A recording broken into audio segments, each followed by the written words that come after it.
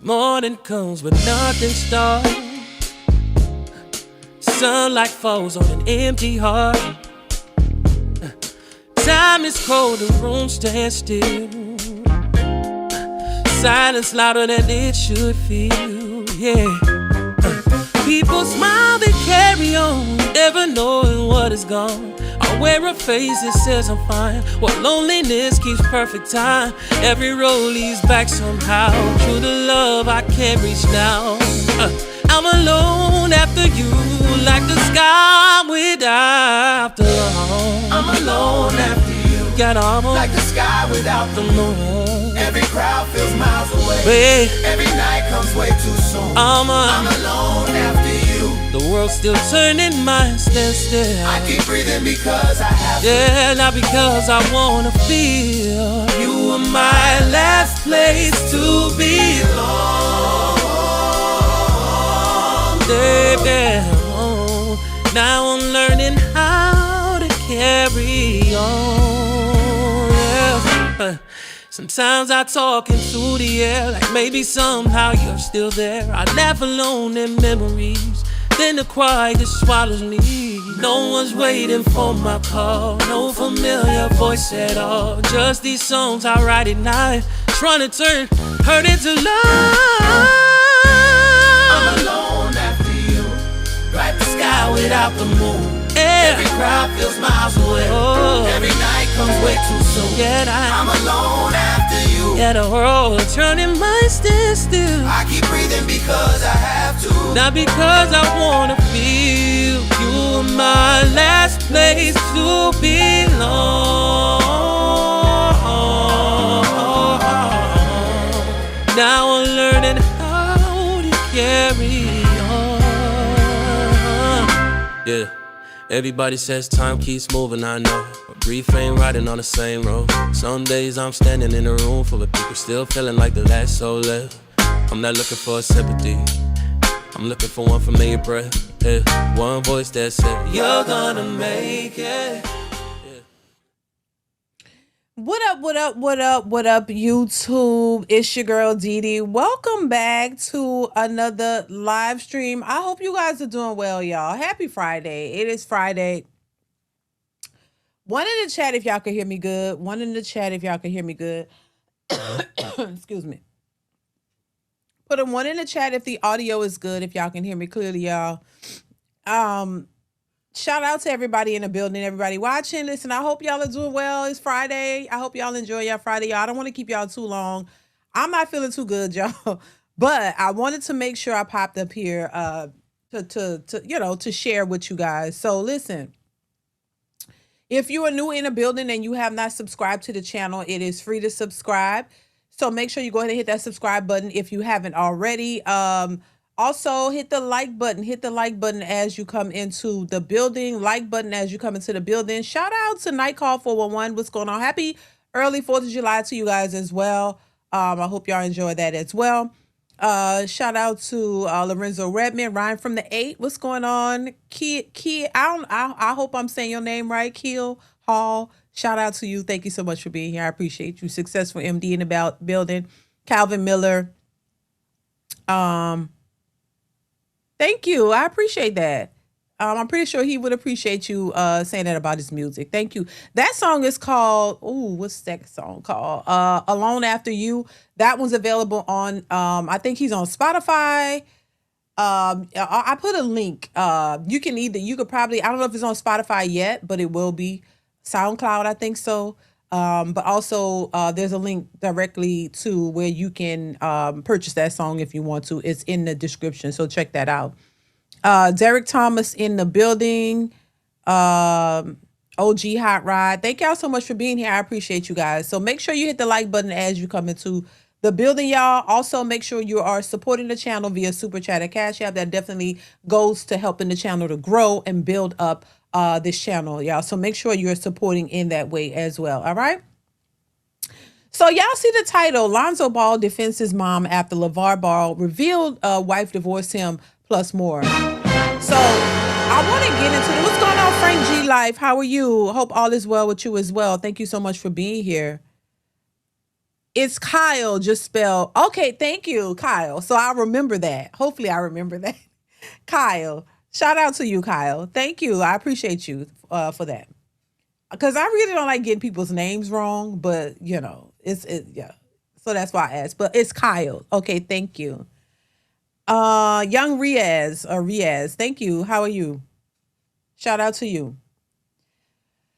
So you guys see the title. I want to get into this really quickly, and I want to play a clip just to remind y'all of LeVar Ball, whose wife filed for divorce after 30 years, y'all. Y'all are always talking about how women, could just wake up and decide they don't want to be in a marriage. And I don't know if that was the case with this, but his son, Lonzo, spoke out in defense of his mother. And I want to get my thoughts on this. Now, listen, y'all already know, I don't feel like this stuff should be public. I don't believe that personal, private, marital issues should be for public consumption. I don't think that we all should be privy to what's going on in people's marriages. I think that should be private.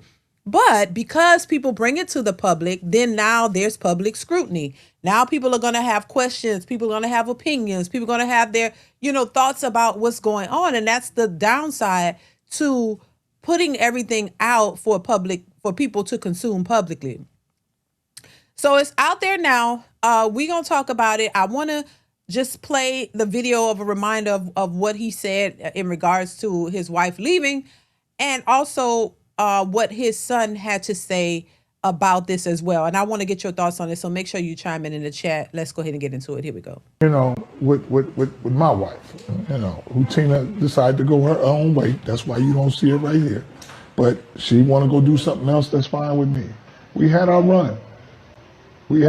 So even though she had the stroke and getting older, she would never be like, oh man, she was always beautiful in my eyes until you say, I want to go do something else. Yeah. Now you're not as beautiful to me again.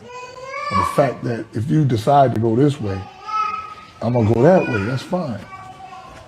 That's deep. It is what it is, man. And like I said, anytime you can find somebody you can stay in love with for a long time, or for one day or whatever, if you can witness that love, that's good. I had that with her. And I found somebody else. But it is what it is. Wait, who? No need to worry. Be wired differently. Check this out. I know they've been calling and they've been asking me saying, we want to send a speech therapist there. We want to send a rehab lady there. I told them, keep all them people. I don't want nobody coming to the house talking about, I'll give Tina speech therapy for an hour or two. It's not genuine. I think it's better to work on Tina when we spend time together. She'll come back much faster with me doing it my way. And by the time December rolls around, there's going to be another show. And it's going to be all about Tina or how she came back. You going to be ready for that? What you have done. Then you're going to turn into a star. Then what? Goodbye, Lavar? Yes. Oh, you so Before we move on, we got to address the... Now, before we move on to what his son had to say, okay, if you guys peep that, he said, we're going to work on you together, and, we're going to get you back, and then it's going to be all about you, and then what? You're going to be like, bye, LeVar? Now, he was joking, but look what's happened. I'm just saying, look what's happened. She's not with him. So what transpired? But anyway, let's get into what his son had to say. Ball, Tina Ball rumors, man. I'm pretty sure we all know that the internet has been in an uproar about the situation. First and foremost, I want to say I love both my parents. The situation that is put before y'all is not how it went down. I'm not about to get into all the details. My mom didn't want to leave. She was, quote unquote, damn near forced to leave. I helped her leave. I'm glad she left. She's in a great spot. Shout out to Dip. Put her up nice. So she's good. My pops is good. They obviously don't fuck with each other. But I fuck with them both. And she was not wrong at all. She did not leave him because he lost his foot. That's a myth that was put out there. But my dad did a great job raising us. My mom did a great job raising us. They didn't work out. And it is what it is, man. They both doing well. And I love them both. Okay, so...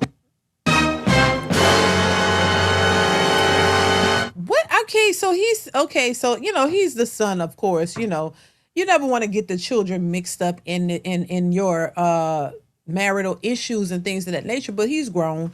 He's saying they're both doing well. He loves them both. Of course he does. And they don't want to fool with each other. Clearly she got the divorce. She wanted to leave, but he's not. He's addressing it and saying kind of you know, but not really saying everything. I don't think he should, honestly. But why say something if you're not going, you know what I mean? Like, just leave. He could have just stayed. Nobody was looking for anybody to come out and say anything about it. I mean, he could have left it alone. But he wanted to and he chose to. But what I'm saying, I don't think he's saying everything. And, you know, the tricky thing about, you know, when it comes to marital issues, you know, and the children involved, it's like they may take a side. And he's saying he helped his mom leave, which more or less seems like he's taking more of the mom side, if you want to look at it like that. And he's not saying clearly what was going on, but he's saying she wasn't wrong. And, you know, he helped her leave. She didn't want to leave. So what happened as to why she was forced to leave? And on top of that, he's saying she's not wrong. He's not telling everything. And actually, she shouldn't. He should not get in that and expose more than what needs to be out there already, more than what's already out there. But something just don't seem right the way seem right to me, the way he responded. You know, and I think a lot of times, you know, like sons, they want to feel sorry for their moms and take their mom's side. Now, once again, I don't know. We don't really know what really transpired because nobody's really telling the full story. But we know sometimes the children take sides, and the son sometimes takes the mom's side. It depends on who you're closer to, you know, and what you feel about the situation. Because if she was forced to leave, she had to go. What happened?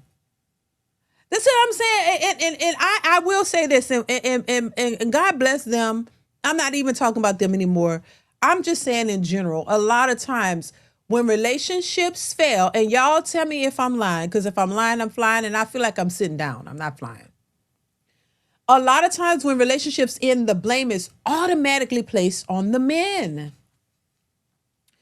The first thing everybody say, what did you do? It's never assumed that the women were to blame. It's never assumed that the woman did something wrong in the relationship. The onus always goes to the man. The men are always the ones to blame, whether you know what happened or not. And I think we got to think about that. We got to, excuse me, y'all. We got to think about why is that the case? And even if you find out that it was not the man, it's almost as if there has to be, you got to go deep within the annals of your mind to try to figure out how he could have been a problem or how you can make him the problem. Y'all ever see that? It's a funny thing. I never thought about this before. Like doing this type of content, it really makes you think. And it really helps you to put things into perspective if you're open to it. It really makes you start to reflect on a lot of things and a lot of things you've seen, a lot of things people have said, and you just see you see things a lot more clearly.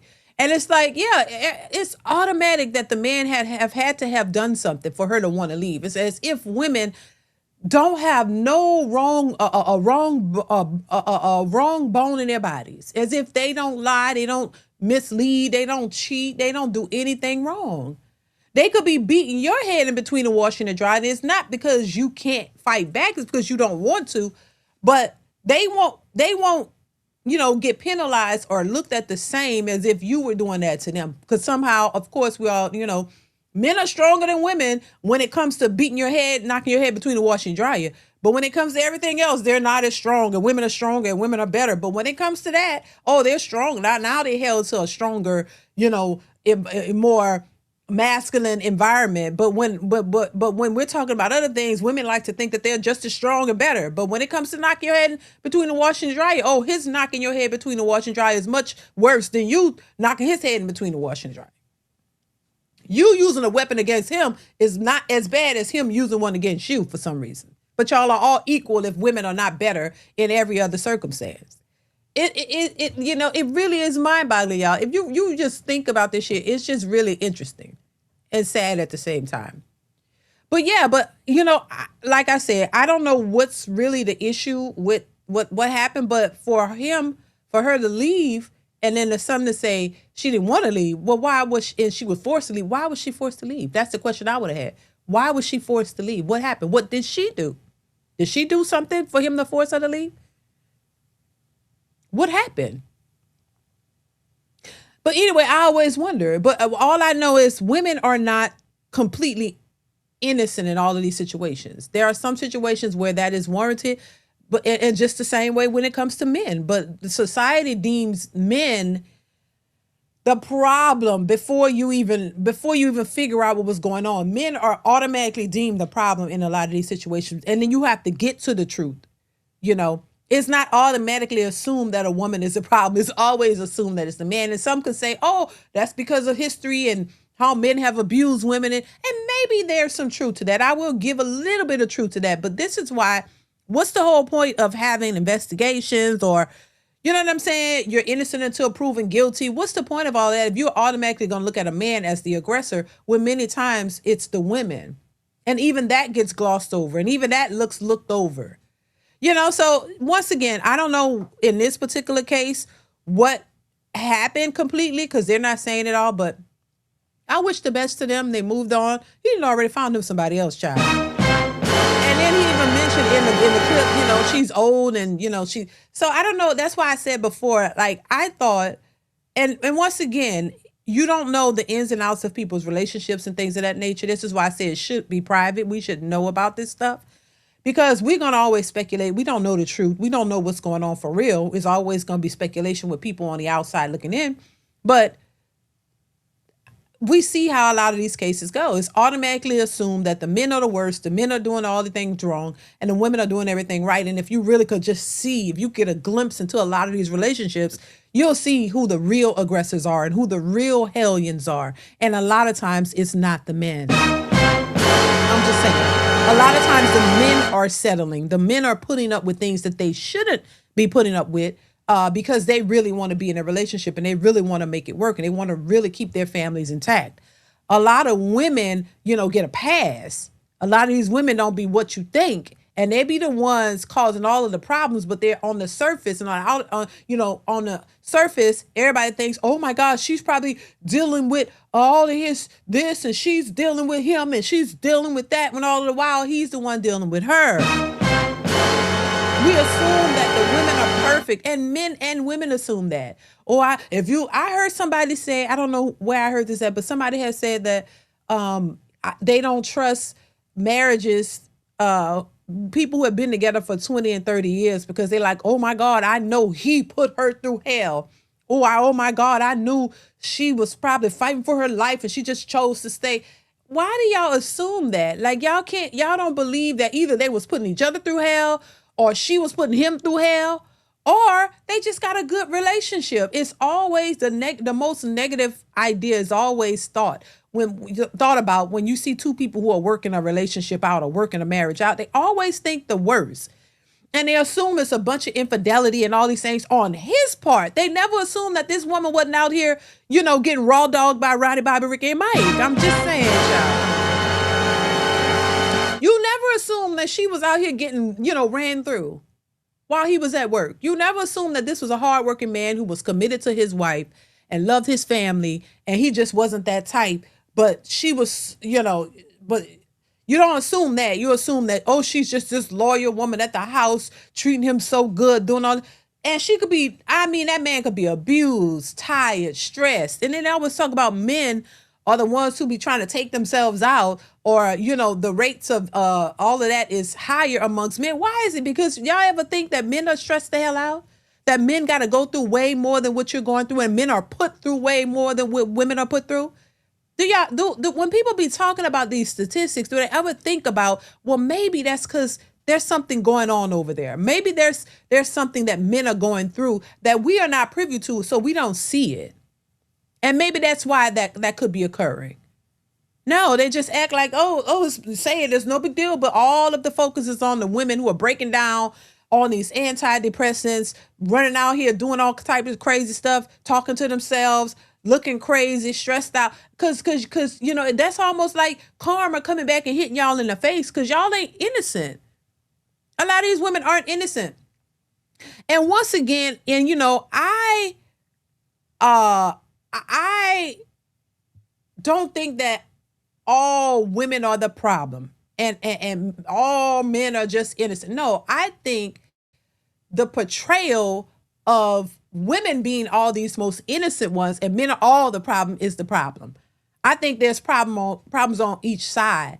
But I personally have seen a lot of more toxic behavior from women than I have men. And because women outnumber men, that means more women are the ones who have these traits and need to get help. In my opinion, just my opinion.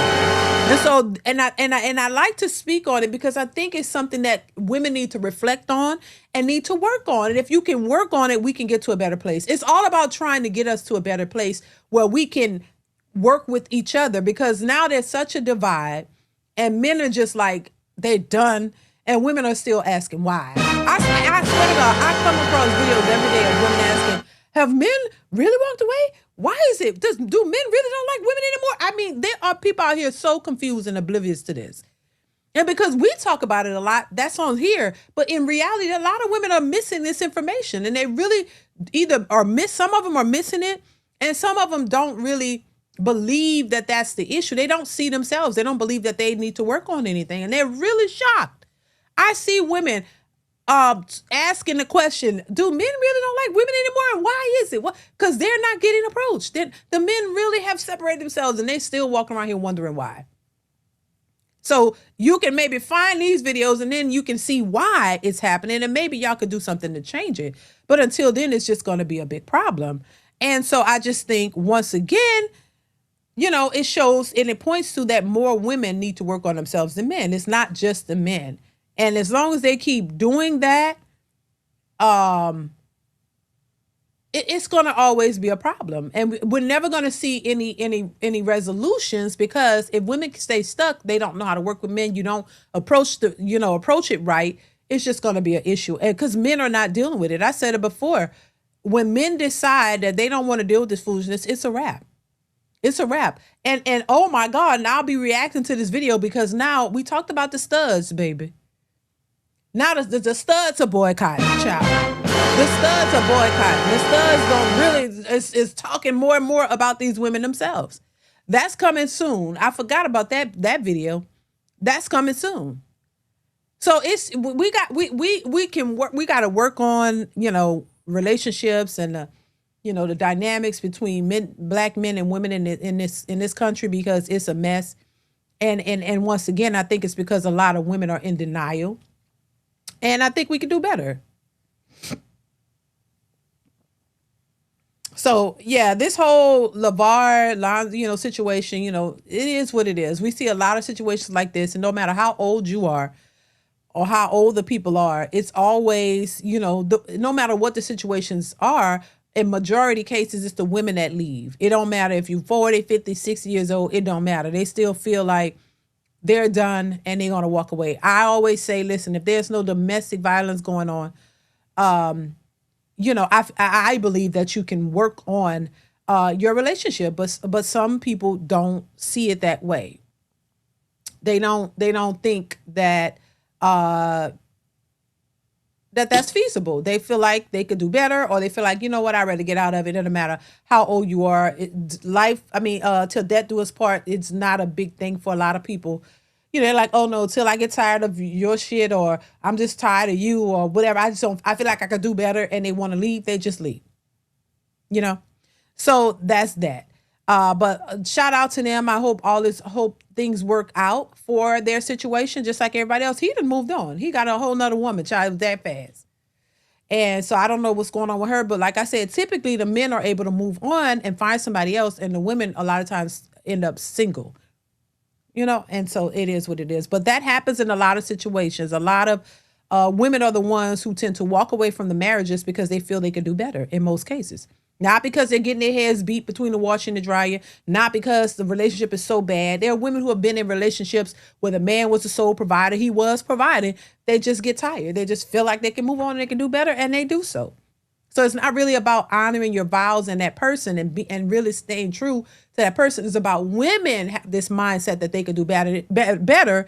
And it doesn't matter how old they are. They could be 40, 50, 60, 70 years old. They still feel like they ain't going to settle, child. It is what it is. We're going to move on. I want to get to, I want to talk about this whole, make sure you guys are hitting the like button, y'all. Please hit the like button, y'all. hit the like button to support the channel. Make sure y'all are hitting the like button. I want to move on to this whole Haitian and TPS situation. I did a video on this, I think last week, but I want to get y'all thoughts on it because it's still a popular topic and it's trending. And, you know, a lot of people are speaking out on this, and, you know, I don't know. It's just, it's every time we talk about these types of situations, it just becomes a hot mess. But TPS, as you guys probably already know, has ended, and this is temporary protected status for Haitians, in this country, and others. And there's always backlash when there's an immigrant situation going on, and the backlash is not necessarily toward the people who are implementing these policies and these situations. It's always at Black Americans, and I don't understand why. I never understood why. What's going on, Daddy Boy News? How are you? I never understood why that is, but we are always thrown in the mix when it has nothing to do with us. There's always these conversations about Black Americans versus Haitians, Indians, Asians, Mexicans, Africans, everybody, Indians, you know, and it's just really getting to a point to where, you know, it's like something has to change. Why is it that when these things happen, we are always thrown in the mix when we have nothing to do with that? We don't make these laws. We don't make these decisions. We might have opinions about it, but when we have opinions about stuff and it doesn't align with what people think we should just fall under, you know, then it's a problem. And I think the problem in this country with Black Americans is that everybody's gotten so used to us just going along with the program and just going along with whatever is being done, even if it's not in our own benefit. Oh, just go along with it. Let's just support everybody, no matter if they support us or not. And I think now things are starting to shift to where Black Americans are starting to realize, hey, we don't want to be a part of these things anymore. We want to separate ourselves. And I always say, if Black people separate themselves and start to focus on each other and getting our things together, we would be better off. You know what I mean? And I just think, I think others don't really like that because they've benefited off of us. And same way with this Asian boycott and stuff, these people have benefited from Black folks. And the fact that people are standing up and finally starting to say, hey, let's focus on ourselves, let's focus on our own people, that's a threat to those folks. And this is why I say when it comes to relationships, our image, and all of these things, there's a concerted effort to keep us in this box, or keep Black people in this box, and keep us looking like degenerates and keep us looking like the bottom of the barrel. Because if we wake up and realize overall that we've done better before in the past, and it's not all of us that are doing bad, a lot of us are doing really well. But what I'm saying, if we could fix our culture, fix our image, start patronizing each other and doing things, it's going to upset a lot of people. Because as much as people like to talk about, oh, Black people don't own nothing and they don't do this. Well, we did at a time, you know. There was a Black Wall Street. There were Black banks. There were Black businesses. Yeah, but they destroyed it. So if we did it once, we could do it again. But it's almost as if there's a concerted effort to keep Black people in that position so that other people could have something negative to say. And while they continue to benefit off of our pain and struggle. You get what I'm saying? So once again, this points to that. But this is why I think as Black people, we could do so much better if we really focus on each other and start getting it together. But there'll be a lot of people who don't really like that. But I want to talk about this TPS and the Haitians seemingly having a hard time with what's transpiring, because now that the TPS has ended, a lot of these Haitian immigrants, they're looking to be deported. All right. And a lot of them are not, they're saying that they're not going to go out without a fight. But I want to play a little bit of what's happening and why, as Black Americans, Black people have a response, because it's a certain, type of feeling that a lot of Black people have gotten from Haitian immigrants and others as well. And they're just speaking out on it. But I want to know your thoughts. Please leave your thoughts in the comments below. Make sure you are supporting the channel via Super Chat or Cash App, you guys. All I ask is at least $5 Super Chat to help the channel to grow, y'all, and for the content, all right? So make sure you are doing that, and also hit the like button. But let's get into this. Here we go. And do y'all remember this clip? Check it out. I'm Haitian. Where you from? What's your background? You American? Dirty black American? Wait, what? What? Wait, what'd you American?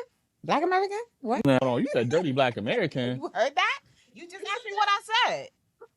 I did. Why you said that? Because that's what y'all are. Dirty black American. She just said that? I did. A dirty black American. I sure did. Because that's what y'all are. Just chill out on that dirty black American comment. That's all. I'm sorry.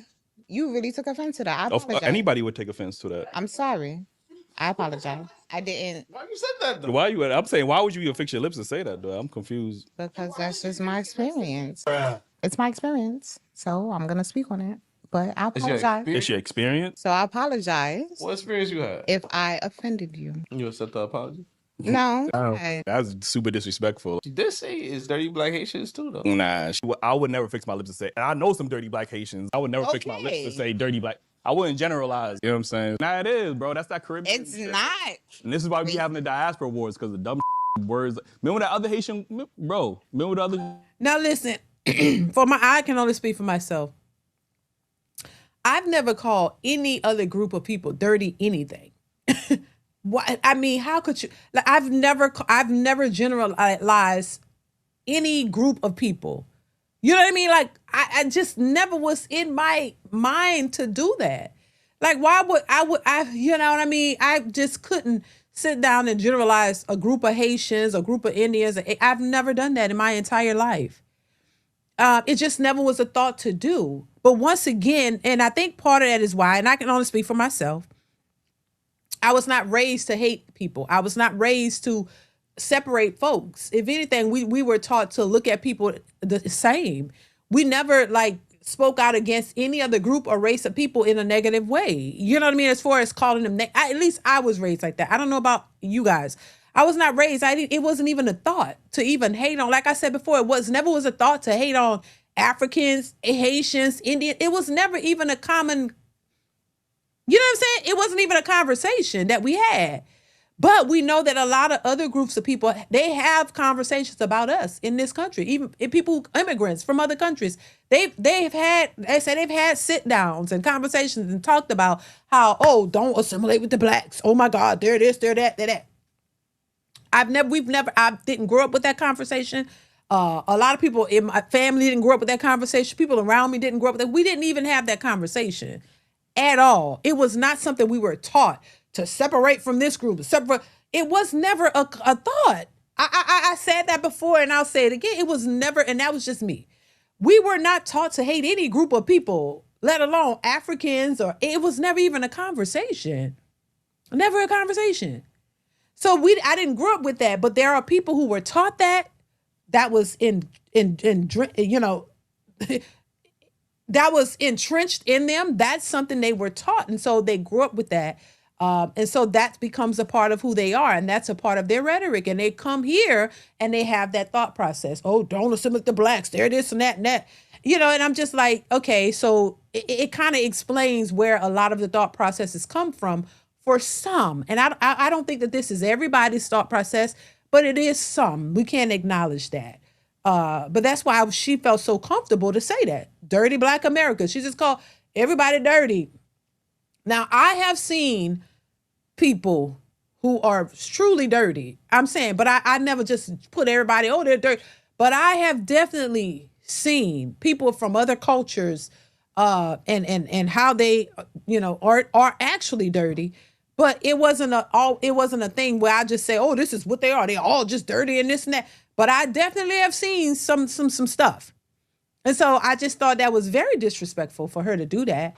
But that's just, and generalize everybody. And then she stood on it. Because that's what y'all are. And even though she's not the representation of all, but just for her to have that mindset is very, very concerning, Ezel Kenny, thank you so much for the super chat, says, those who destroy prospering black communities rob black people of knowing the importance of self-reliance and of knowing that it's possible. I agree, because, Yeah, I agree. And I think we have to get back to that. You know what I mean? It's like we've lost ourselves. We've lost what we were and what we could be. And I think that's something that was, purposely done. It wasn't just a haphazard thing. I think there's definitely been a concerted effort to put black people in a bad position. And a lot of people come here and they don't know the history. I was surprised. A lot of people a lot of immigrants who come here don't know the history. They don't know about Jim Crow. They might know about slavery a little bit, but they don't know about Jim Crow. They don't know about redlining. They don't know about the things that occurred here, and they just assume. This is why it's so easy for them to say, "Oh, black people are just lazy. You don't get mad at us." We know it's you don't understand the culture and how it was designed. You don't understand what's happened in this country, and they just come here and they think like the way they think without doing any research, and then they look at you and just don't like you just because. It's a problem. But anyway, we're gonna get to the rest of this video, and then we're gonna talk about it. But thank you, Ezel Kenny. Thank you so much for supporting the channel. I appreciate you. Let's continue. Care about nationalities. It's all about the personality to me. You just said No. I don't. I'm sorry. TPS for certain individuals under the court ruling, they no longer have status. TPS was temporary. It was never meant to be a permanent status. You no longer have that option. You have to go back to a country that either take you or back to the country you came from. And if you deport yourself, which we will give you $2,600 plus a plane ticket to go home, you had the opportunity at that point to fill out it legally for a visa or another way to come back in this country, but you have to come in through our immigration systems and follow our laws, not illegally. But if we have to arrest you and deport you, that option of coming back in this country is off the table. So we would encourage everybody that fell underneath TPS, that is no longer temporary protected status for you. Your time has expired. Report victory on TPS. Are you going to be going after Haitians living in the country, Syrians living in the country? What's the path forward? Well, I hate when it's phrased going after individuals. The fact is, TPS for certain individuals under the court ruling, they no longer have status. TPS was temporary. It was never meant to be a permanent status. You had an opportunity while you were here to possibly try to change your status. Now that the court ruling has went out, you no longer have that option. You have to go back to a country that either take you or back to the country you came from. And if you deport yourself, which we will give you $2,600 plus a plane ticket to go home, you had the opportunity at that point to fill out it legally for a visa or another way to come back in this country. But you have to come in through our immigration systems and follow our laws, not illegally. Well, so what's your thoughts on the TPS ending? Do you think that it's wrong that they're ending it? Do you think that they should give them more time? There have been extensions in the past. This TPS program was set for a certain amount of time, but people have long people have been here 20 and 30 years on TPS. I'm just saying. A lot of these people have been here for years, long past the extended time, and they've extended it more than once. Do you guys think that the TPS ruling is wrong? Do you think that they should allow these people to just stay? Or do you think it's about time that they actually, end it? I want to know your thoughts. Are you for it ending, or are you for allowing them more time to get it together? Now, there are people who they're saying that it's not safe to go back to Haiti, but there are a lot of people making videos who have already self-deported. There are people who have visited Haiti in the last year or so, and they're not. It seems to be okay to go back. I don't know. What's your thoughts on this? Let me know in the comments below and hit the like button. Let's continue. Legally, but if we have to arrest you and deport you, that option of coming back in this country is off the table.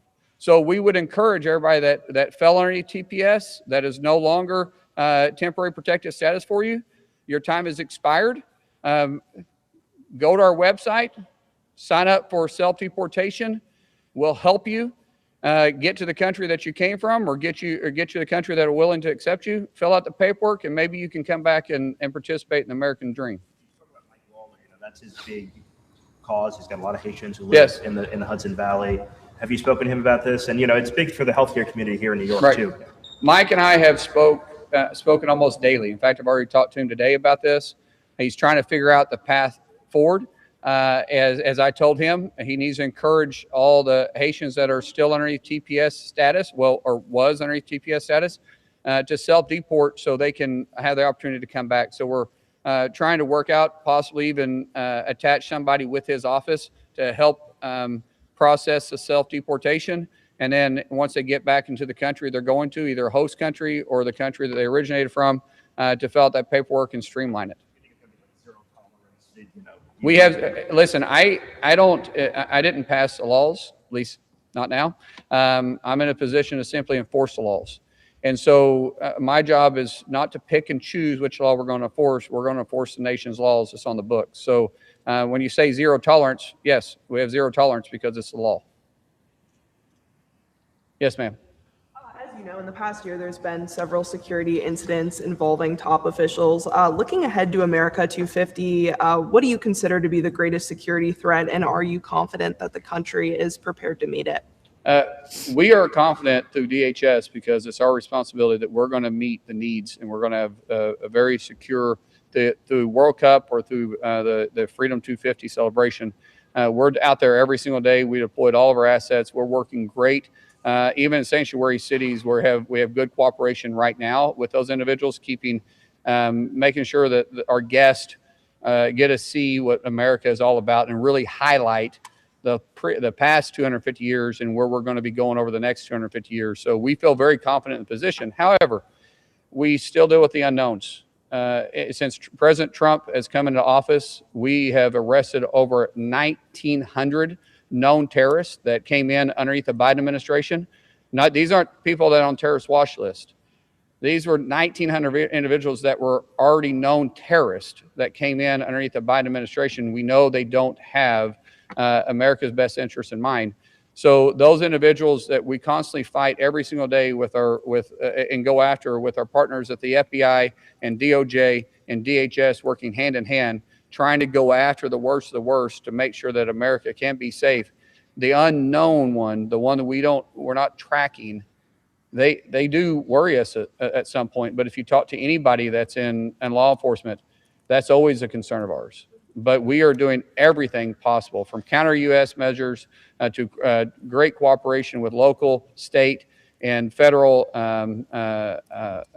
assets, making sure that we're funded and we have the tools and the resources needed. We've been working on this for quite some time because this is President Trump's vision when he was in office, his first term. And now to see that he's in office now, to be able to see it go through, he's the one that set the groundwork in this back in 2018, 2019.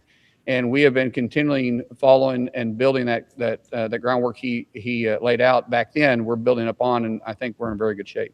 Last question. Yes, sir. A candidate for Congress here in New York, Daria Liza Avila Chevalier, has said that she's not okay with any deportation. Right.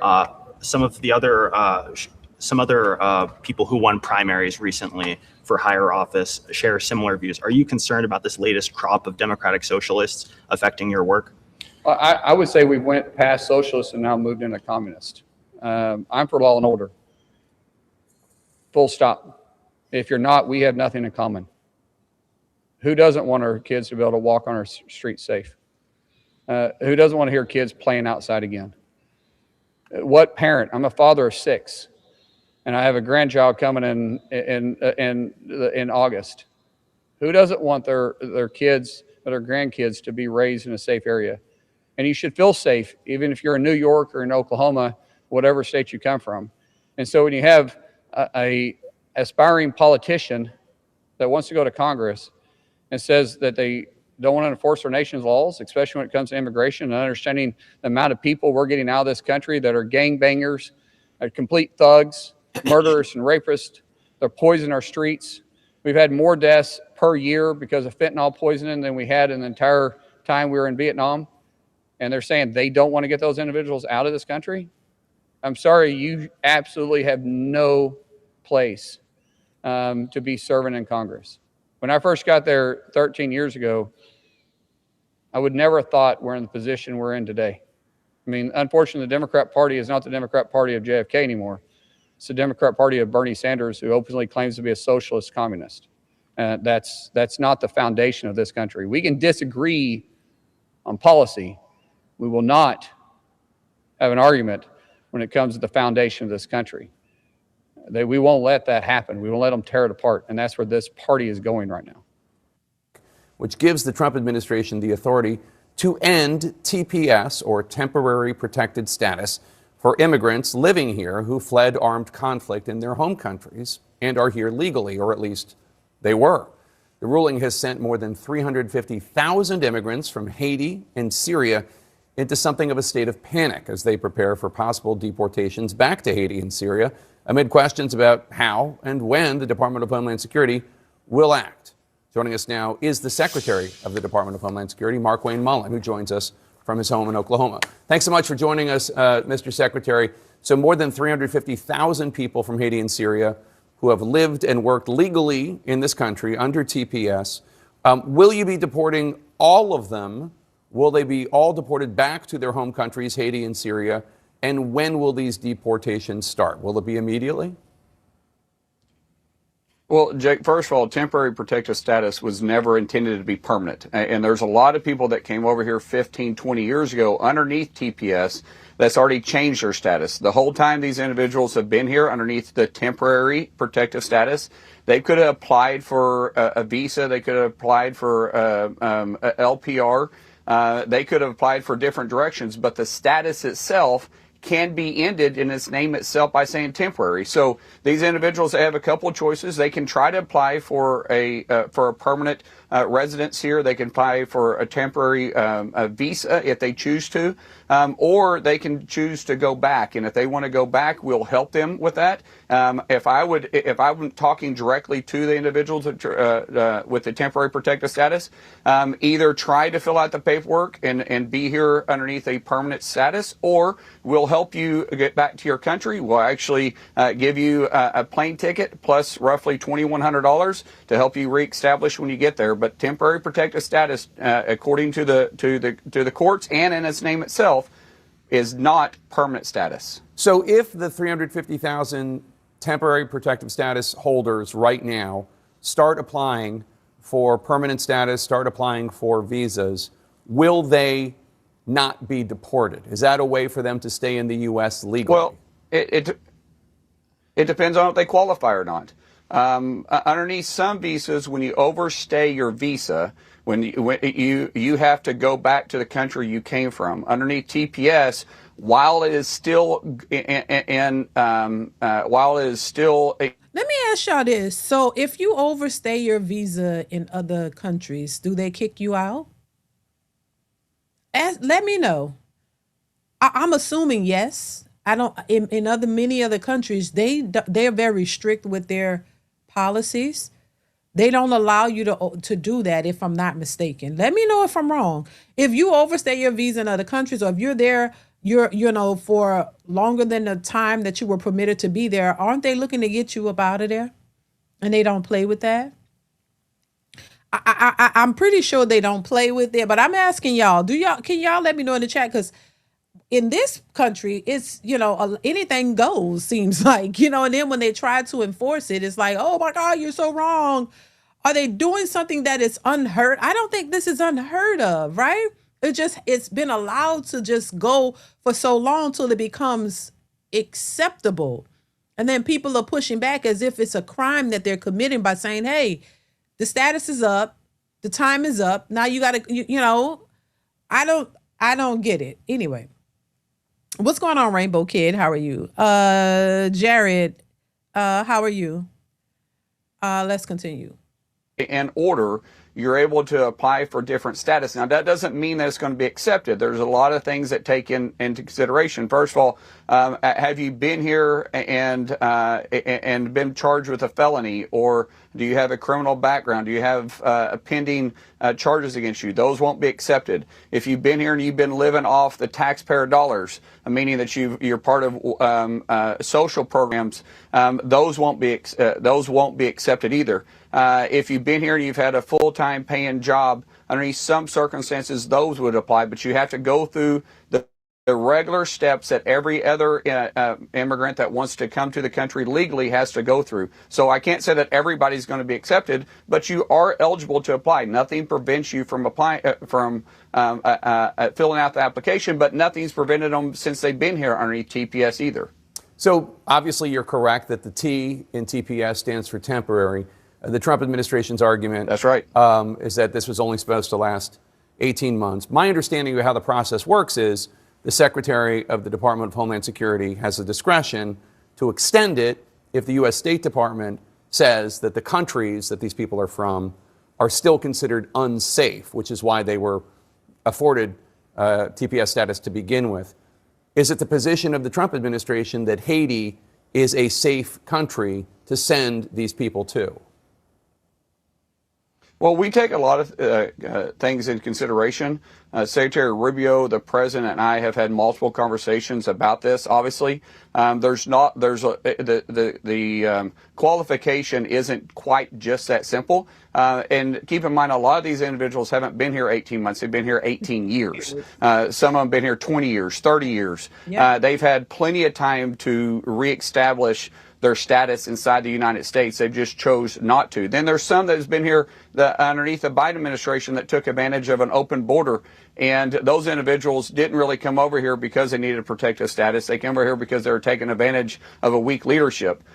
So what we want, and the president has made this very clear, those that are coming to this country legally, they need to be able to contribute to the United States, not be a burden on the taxpayers. And so we are continuing looking at our temporary protective status.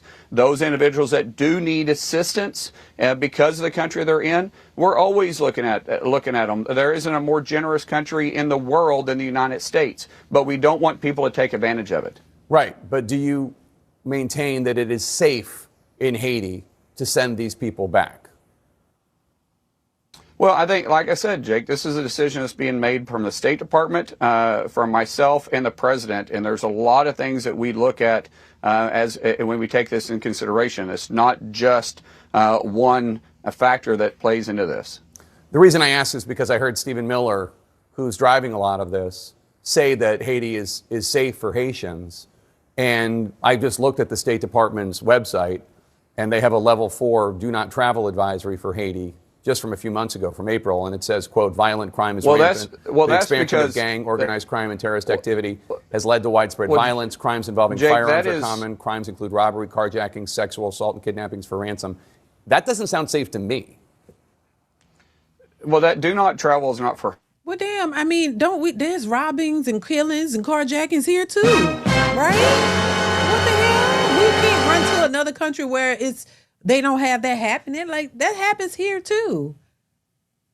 Okay, am I tripping? Let's continue. Haitians, that's do not travel for the United States, because they are kidnapping or trying to kidnap individuals from the United States because they feel like their family has the money to pay the ransom. We have do not travel in places in Mexico, or advisory warnings. In fact, if you go through our website in the State Department, you'll see there's advisories to a lot of places that are vacation destinations that we have advisories on because of the real risk to Americans. That doesn't mean it's a risk to the individuals that live there. So that advisory is to America. And mind you, there are people who have already self-deported to Haiti. I've seen videos. They look like they on the beach, nice place and all of that. So it can't be all parts of it. And I don't know if that's super true or not. Let's continue. American citizens traveling to Haiti, not Haitians going back home. I understand that, but based on everything I've read, including the UN and Human Rights Watch, it doesn't sound safe for Haitians. More than 8,100 killings documented last year. Those weren't Americans. Haiti is among the top 5 countries with the highest rates of rape and sexual abuse, with more than 1,200 cases of sexual violence last year. That's not Americans. 1.4 million people have been displaced. Those aren't Americans. But what? So why are we responsible for the crimes that go on in other countries? Can somebody please answer that for me? Why is it that we're aren't we supposed to be responsible for what happens in this country? I think the focus needs to be on what's happening in this country. We need to get the economy together. focus on all the stuff that's going on here and get our people together. Why is it that we're so focused on other people? We can't even get our own people out here struggling. The homelessness rate is going up. Things are getting more and more expensive for people to afford. People can't live, got to work 2 and 3 jobs. People are losing jobs. Like, why are we focused on other people from other countries and we're not focused on our own and the people here? I think it's just, now for some of the people it's been here, that's been here for 10, 15, 20 years, does that mean their work permits will had to be renewed every 8 to 12 months? I think the work permits have to be renewed at some point.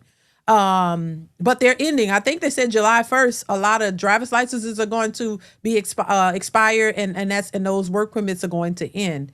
Northern Haiti is the good part. Southern Haiti is the real bad part. Gotcha. America is the world police. Right. But why is that, Lorenzo? We got a lot of issues ourselves. We got homelessness here. We got problems here. There's carjackings and killings and things here that's happening. The police, we got a lot of issues ourselves. Why do we have to police everybody else? We got to focus on here first before we can allow other people to come and add to the problems we already have. I don't understand. Anyway, that's the part I don't understand, y'all. America is Big Mama. Child. We got to stop at some point, Leo. We got to focus on what's happening here at home. You can't go out and try to fix everybody else's home when your home has issues. That's the only thing that I'm saying. How can we keep taking all these people in and drain on the system when we have issues too? Like, people are struggling here. I don't think we're in a position to and then on top of that, they're wanting to send them back if they self-deported. You still giving them money when people here need money. There are people in this country who need more resources, who are struggling. All these people lost all these jobs. You don't think that, you know what I'm saying? It's like, it's interesting. That's all I'll say. It's interesting. Let's continue. Is there a question in that? Well, I'm just Jake, saying, I'm sorry. Let me ask you. You said you're going to give them a plane ticket if they want to get out and go back to Haiti. How logistically would it happen? Because the FAA prohibits commercial flights to Port-au-Prince because of the gunfire from terrorists and gangs. Civil aviation, by the way, is also prohibited in Syria. So we have several options for deporting individuals because we have deportation flights where we can get into areas where maybe commercial travel can't go to. So we'd simply book them on a flight. We expect to have some pretty full flights going back to Haiti and going back to some of these countries where TPS has been eliminated. So we'll provide the travel for them. And like I said, we'll give them $2,100 roughly to go back home. We want the individuals to be repatriated to their country. Maybe they can go back there and help restore their country. Syria is a prime example. Syria has come a long ways in just a few years underneath their new leadership that we have. We truly expect that Syria can be a great country again, but it takes it takes the people of Syria to build their country back. The same thing in Haiti. It takes the people of Haiti to win their country back. If we really want those countries to succeed, then they need the best of the best to be back in their country living there, and we're going to assist them in that. Secretary of the Department of Homeland Security, Mark Wayne Mullen, thanks for joining us today, sir. Appreciate it. Out. We know our country's better than yours. Sure. Take control of a poor country's banking interests. You send your military in to steal their gold, you occupy that country. You take control of their finances, their police, their customs, and then you undercut one of their most valuable resources. So you contribute to the damage of that country, and now you brag about how much better your country is than them. Got it. Continue. That's because we filled it with our work ethic and our culture and our values. You being here only dilutes it for us, those who built it. Dilute! Such an interesting choice of words. Did you say built it? As in like, your people built it? Megan, don't piss me off. And half of you people, more than half, you won't assimilate. Assimilate? Assimilate to what, Megan? If you need to be a hard worker and stay out of trouble like I see some Americans do, I thought the majority of the TPS Haitians were doing that. But if you mean assimilate as in women come on your talk show, shake hands and take pics, or maybe become the president of the United States after that, I'm sorry. I don't think they can do that. But continue. We don't want you. We don't care if you're offended. Get out. Go home. Go back fucking Haiti. Sorry. I'm thinking about our friends in Ohio who've been dealing with these TPS Haitians for years now, who are drunk driving all over their towns and killing people. This is the whole cats and dogs thing. There was one tragic incident with a TPS Haitian and drunk driving. And when we talk about this cats and dogs thing, I thought you guys knew already that was not true. The person who said that already admitted they had no proof of this being a thing. I thought you guys hated fake news. But you can't stop spreading it for some reason. Ain't that something? Anyways. They don't want to live like Americans live. And this was supposed to be a temporary, it was supposed to be temporary help. And it's turned into another backdoor way of allowing someone permanent residency here. You keep saying temporary as if these people don't know that. They know that. When you allow somebody to come to your country because their country is unsafe, you allow them to work, pay taxes, and live here, and build an entire life for the past 12 years, and in some cases 25 years, like some of the Salvadorans that are also on TPS, and then you want to ship them back to the same country that you yourself do not deem to be safe. I don't see how you don't see the contradiction in that. The same way Justice Alito doesn't see the contradiction in saying that none of the statements were overtly racist, but then also doesn't want to release those same statements. Right. Now, any average person with a working brain could see that video of Miss Kelly and understand how overtly racist it is, but what makes her so comfortable to say these type of things? Maybe it's because everything that she's saying isn't anything new. It's actually everything the President of the United States has already said, even if it wasn't true. Get out. We know our country's better than yours. That's because we filled it with our work ethic and our culture and our values. You being here only dilutes it for us, those who built it and live it. And half of you people, more than half, you won't assimilate. We don't want you. We don't care if you're offended. Get out. Go home. Go back to fucking Haiti. Oh yeah, and she means it. They don't want Haitians or anyone of any color, of any nationality in this country, unless they're white Africans. Which is why this woman voting for this, adopting Haitian children, they want everyone to go back to their effing country. That isn't white. That's just what it is. So the Supreme Court has ruled to end temporary protective status for Haitians and Syrians, all while protecting a pedophile in office. Girl, make it make motherfucking sense. So you mean to tell me that people who are fleeing natural disasters and violence in their countries are now cut off from being protected in the United States to be sent back to their countries while we protect a man that is named more in the Epstein files than Jesus is in the Bible? What kind of fucking country is this?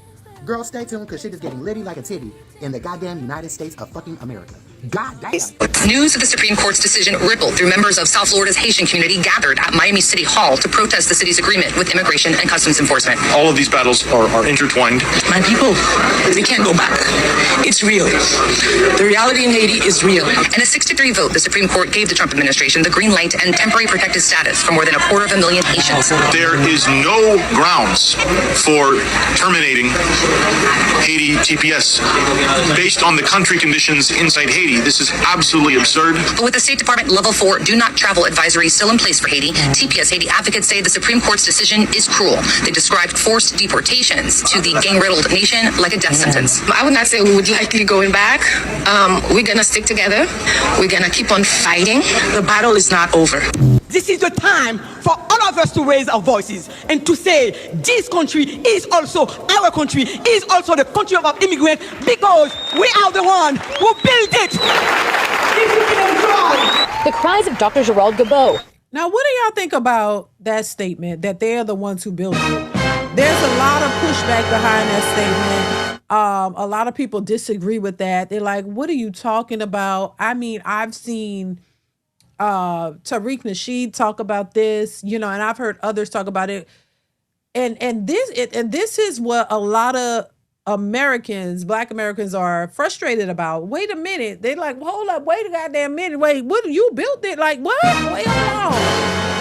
Anyway, I can go more in depth in all of this, y'all, but what's your thoughts? Leave your thoughts in the comments. I want to hear your thoughts on all of this, but let's continue. The Haitian immigrant in charge of the Immigrant Family Services Institute. She's reacting to the U.S. Supreme Court ruling Thursday that President Trump has the power to end temporary protected status for Haitian and Syrian immigrants, meaning some 45,000 Haitians on TPS in Massachusetts could be deported. What exactly am I going to say to those 100,000 children who were born here and whose parents are on TPS and can be at any time deported? Haitians and Syrians are here on TPS because they fled war, gang violence, and hurricanes. You ever wonder why Haiti is always painted as unstable? Like, it's some mystery how things got so bad. Let me break the silence for you. The U.S.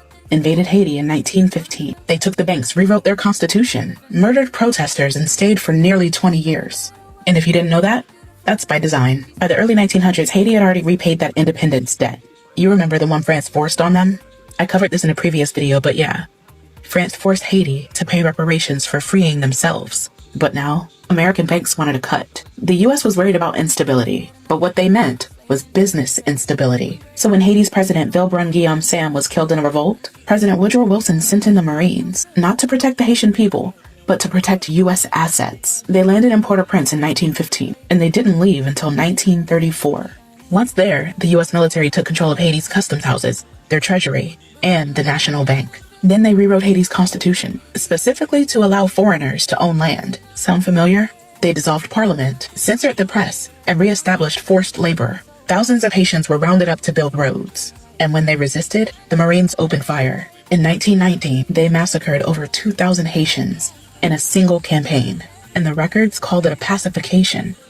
What? The US never gave that land back.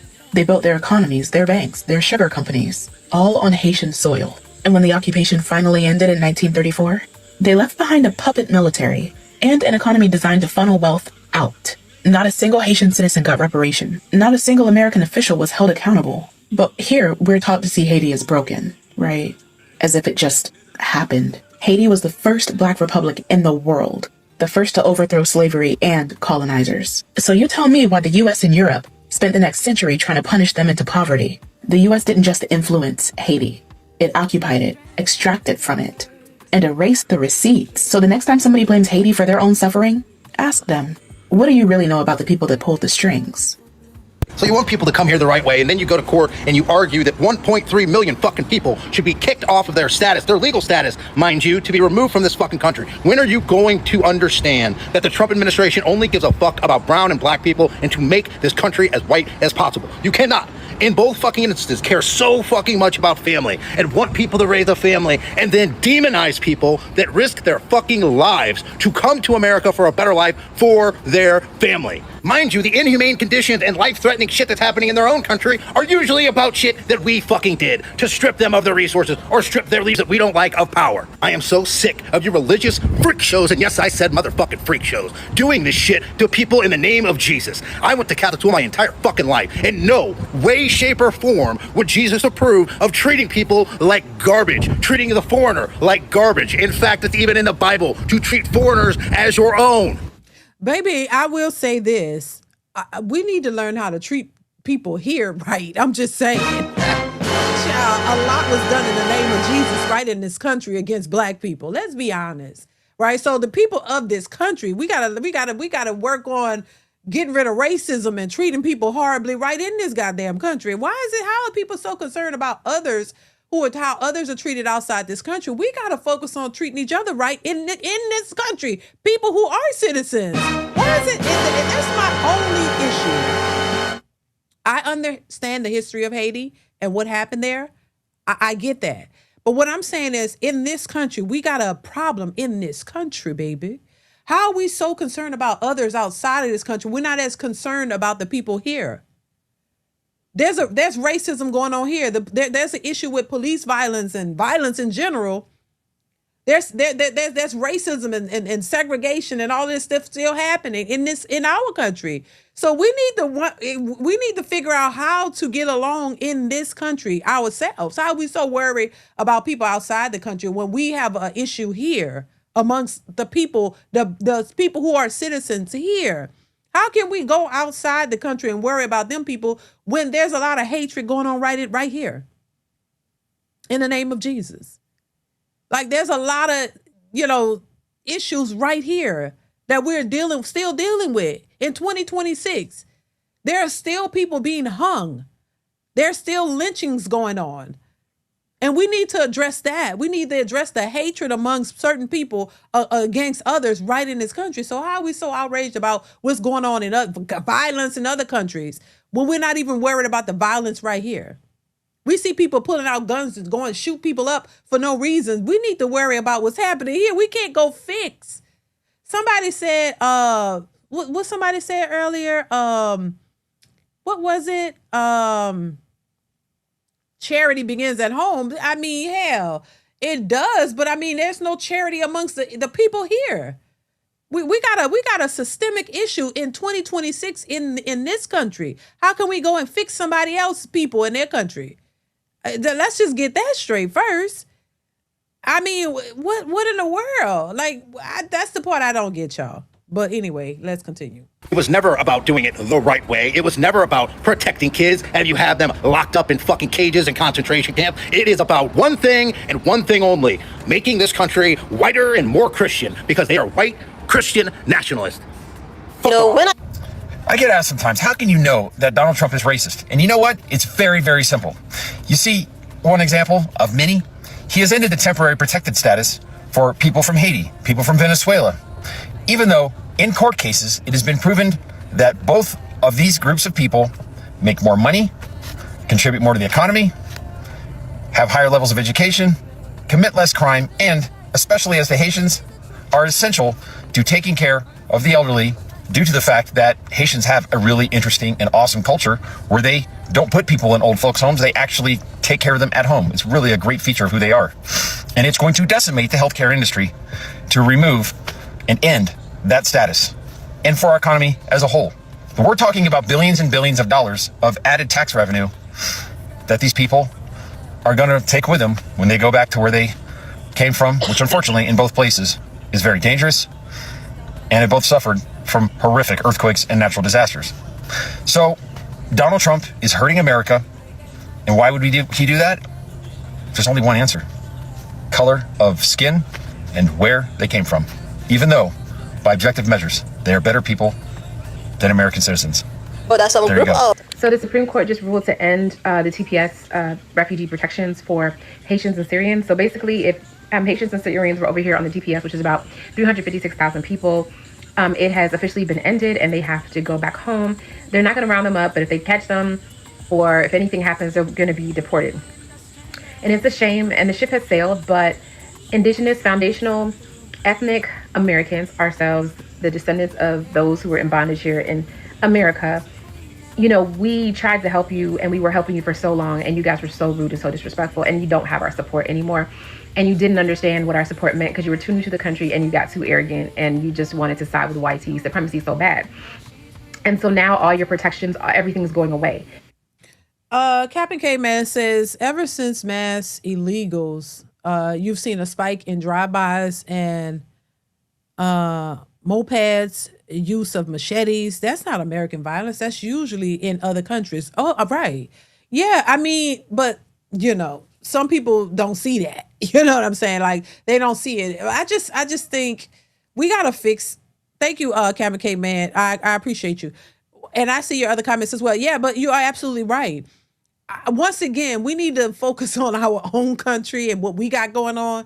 We need to focus on us getting together, focus on this economy, you know, get people working and contributing back to society and get rid of the hatred and a lot of this ish that's going on here first. Like, you can't lend a broken hand. We got a lot of broken issues that have been systemic in this country for years that we're still dealing with. So how the hell oh Lord, I don't know. Anyway. Let's continue. And it's going away because we no longer are fighting for you. We're no longer supporting you. We're no longer having your back. And this is just a warning in terms of just, you know, it's not even a warning. It is what it is.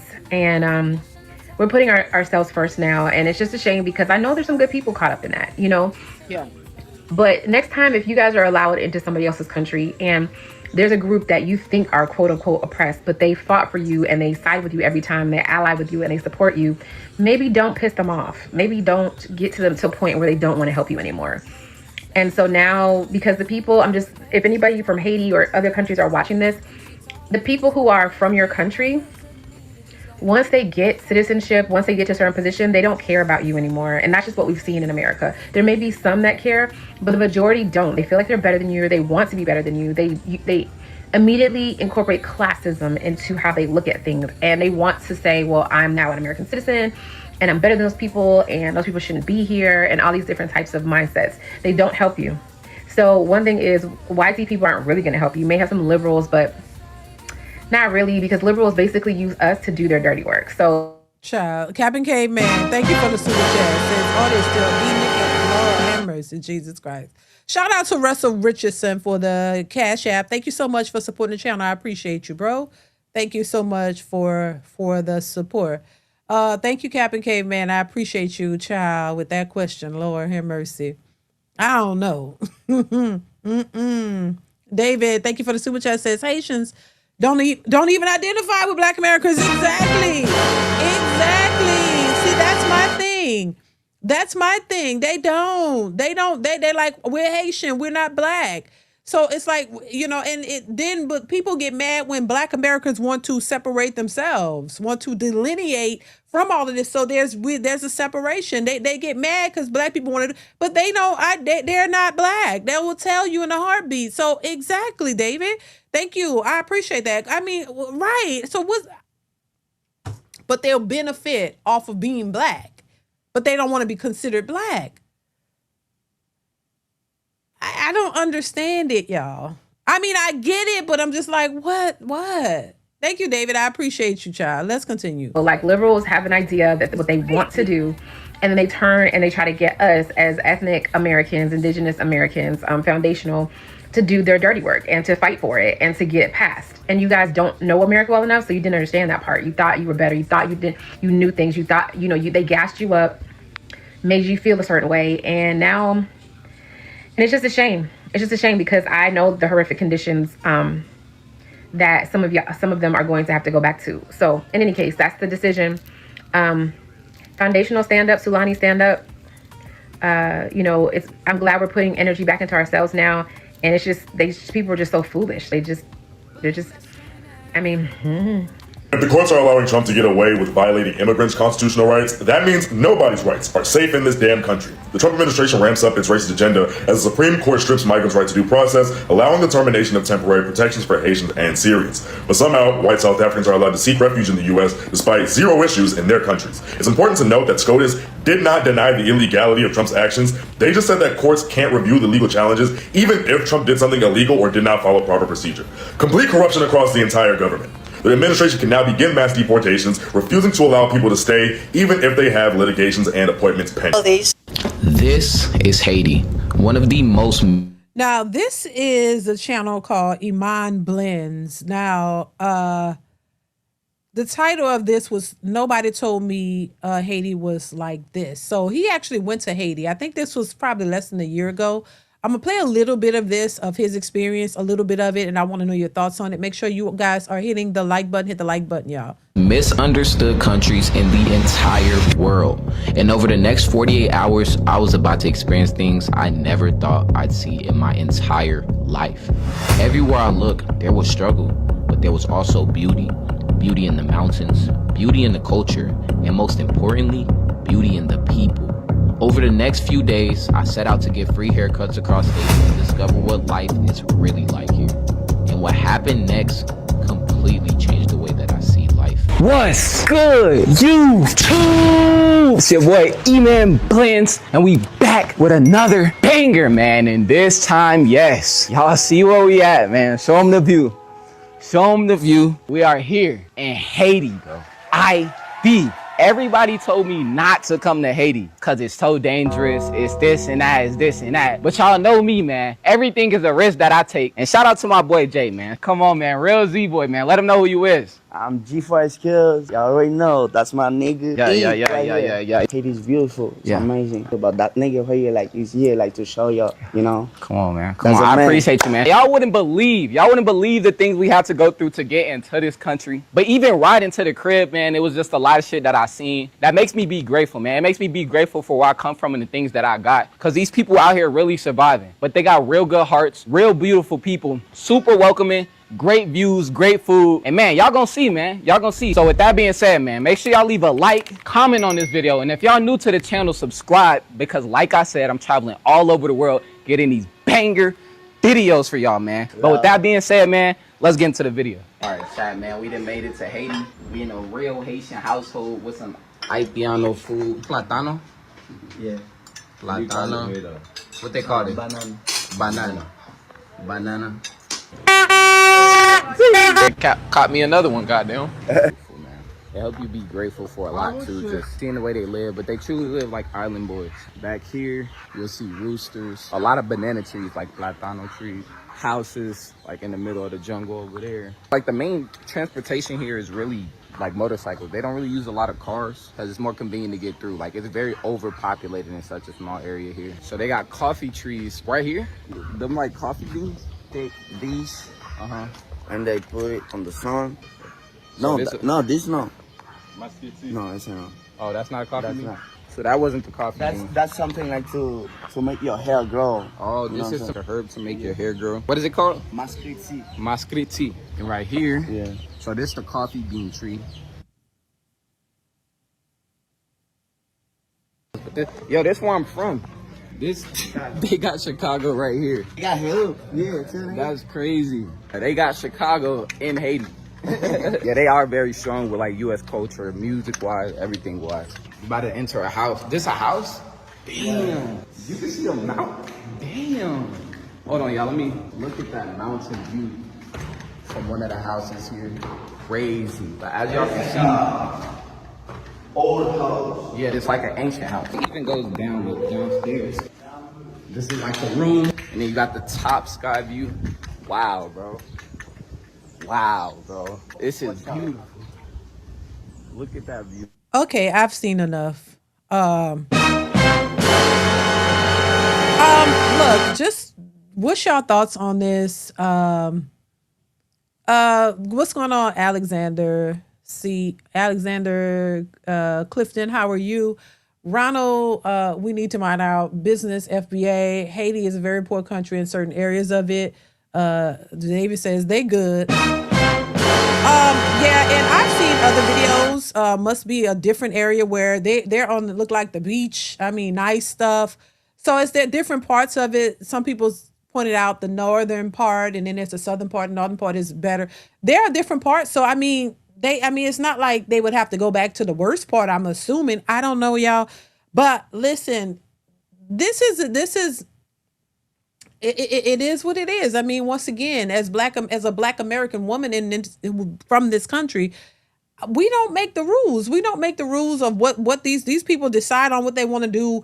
But there are a lot of people, having issues with the TPS ending because they're the ones that are going to have to, be forced out of this country to go back to their countries. There are some people who are saying they wish that Black Americans could be deported and we should be deported and we're next. And I don't think they understand fully how that works. But it is what it is, and, my only issue with it is, which I don't really have an issue with it, is I just think we should be focused on what we need to work on in our country. I don't know why the U.S. is so focused on other countries when we have issues here that we need to fix. People are worried about how other people are treated and the dangers and the crime that's committed in their countries when we still have crime and issues here that we haven't addressed and we haven't seemed to been able to get a grip on. There's a lot of things that here we need to fix and work on, the hatred and how people are treating each other right here. So that's my only issue. I wish we could focus on ourselves and get things going better for our country and put more energy into fixing what's happening here versus other places. Because even though, this is the land of where everybody want to come to and want to, get themselves together. But we have a lot of issues here that we haven't resolved. It's 2026 and racism is alive and well. There's a lot of hatred within this country amongst your own Black people. And y'all so worried about Haiti and the people over there and what they're facing. And you don't seem to be as concerned as what Black people are being faced with here. And just people in general, because there's a lot going on amongst everybody here. It's not just Black people, but everybody here. We got issues we need to fix as well. So hopefully we can fix the issues we have here before we want to always jump into other places and try to help them out. That's my whole thing on this whole situation. And so that's my 2 cents on the TPS situation with Haitians and Syrians. They did say that this was a temporary thing. This was not something that was going to last forever. So with that in mind, once again, you would think that in your mind, you would realize that you have to, do something, that you would have to do. You just can't sit on that forever and thinking that it's just going to always apply. Okay.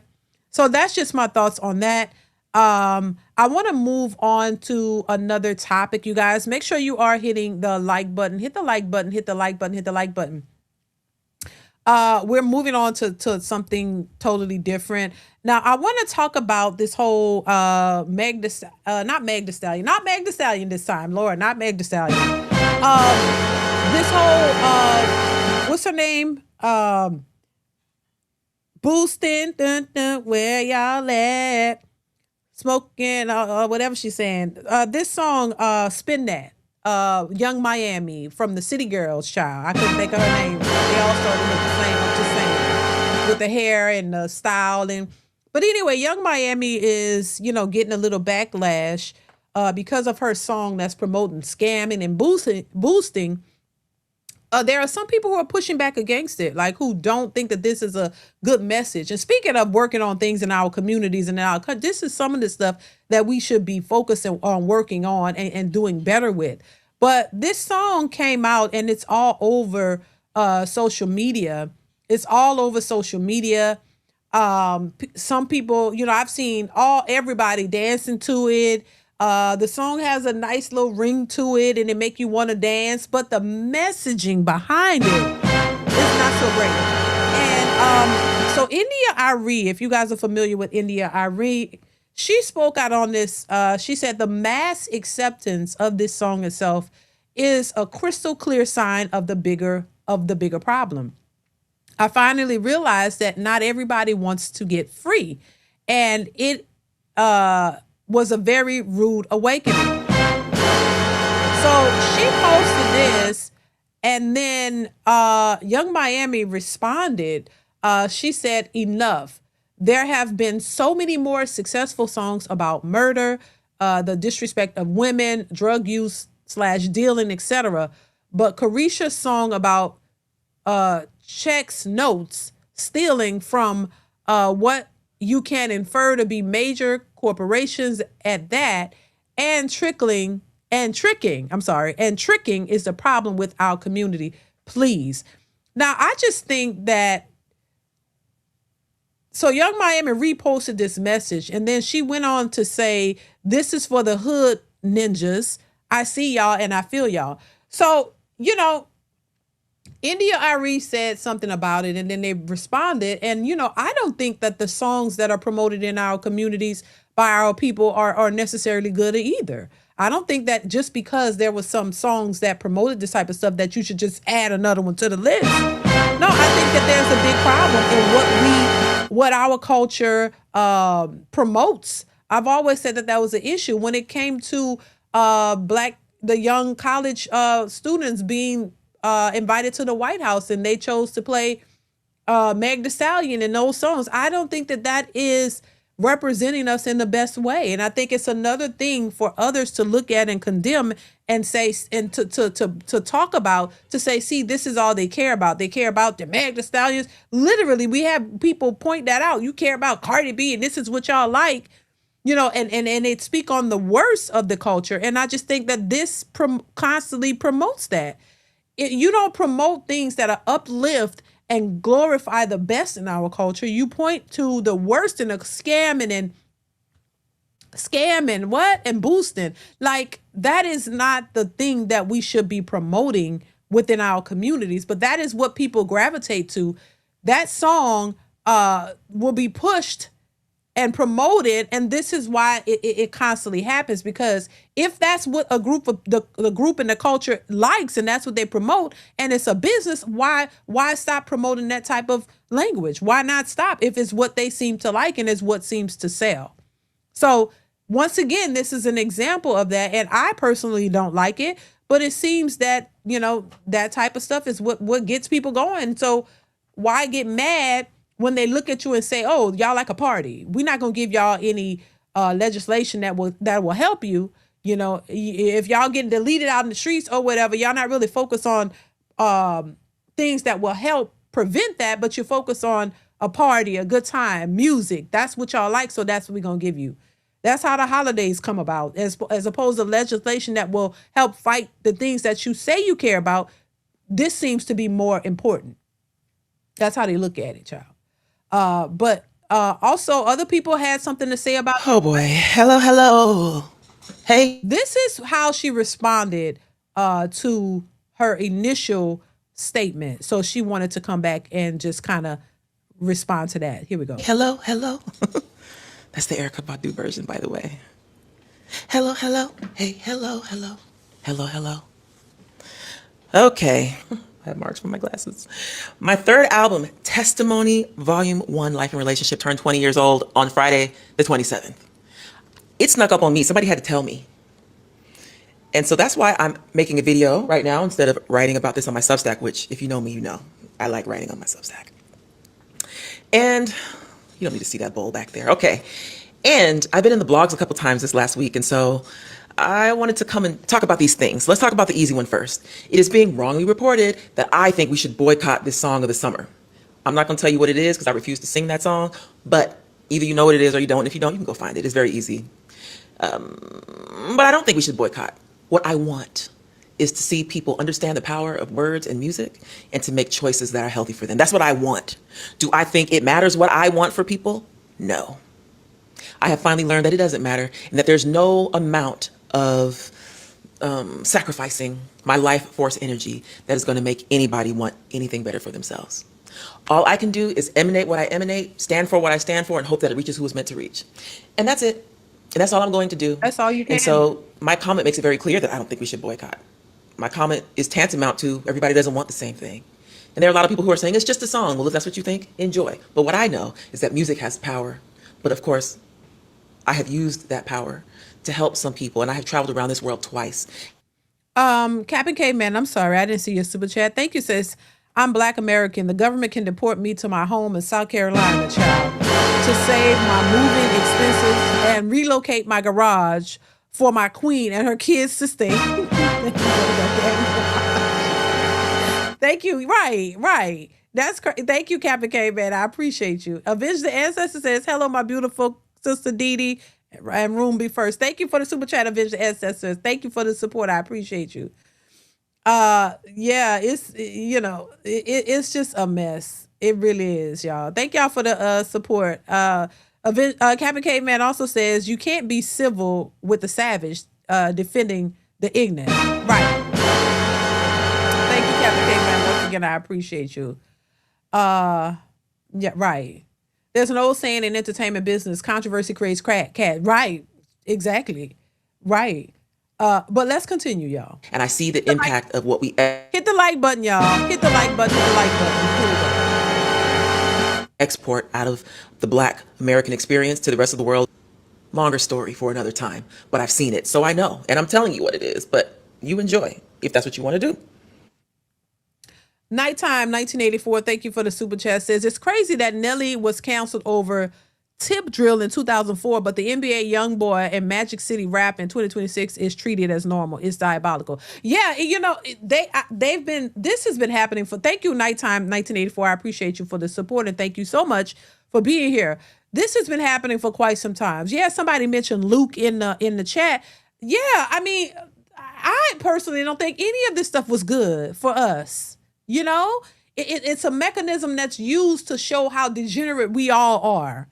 And what moves us and how we think and that we're low IQ and this is all we ready to buck jump to any little thing with a beat and we're ready to, and the women are just ready to just shake their asses just off the beat and just promote themselves in a negative way and just to shake their. This is the kind of culture that they want to see us with. They want to see us just acting in a certain way behind this type of music to turn around and use it against us. See, this is what they all like. See, oh my God, they're just dumb and low IQ, and this is all they care about. They just want to, shake and look.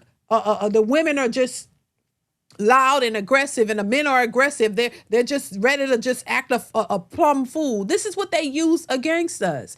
Anytime you see a police pulling over a Black person or want to say or something they want to use to say that this person is a problem, say, oh, it was all aggressive. They were in my face, even though they were lying. We see the video evidence to show that wasn't happening, but that's what they use. And it's acceptable because you look at the behavior of some Black folks and you think that this is the way they all are.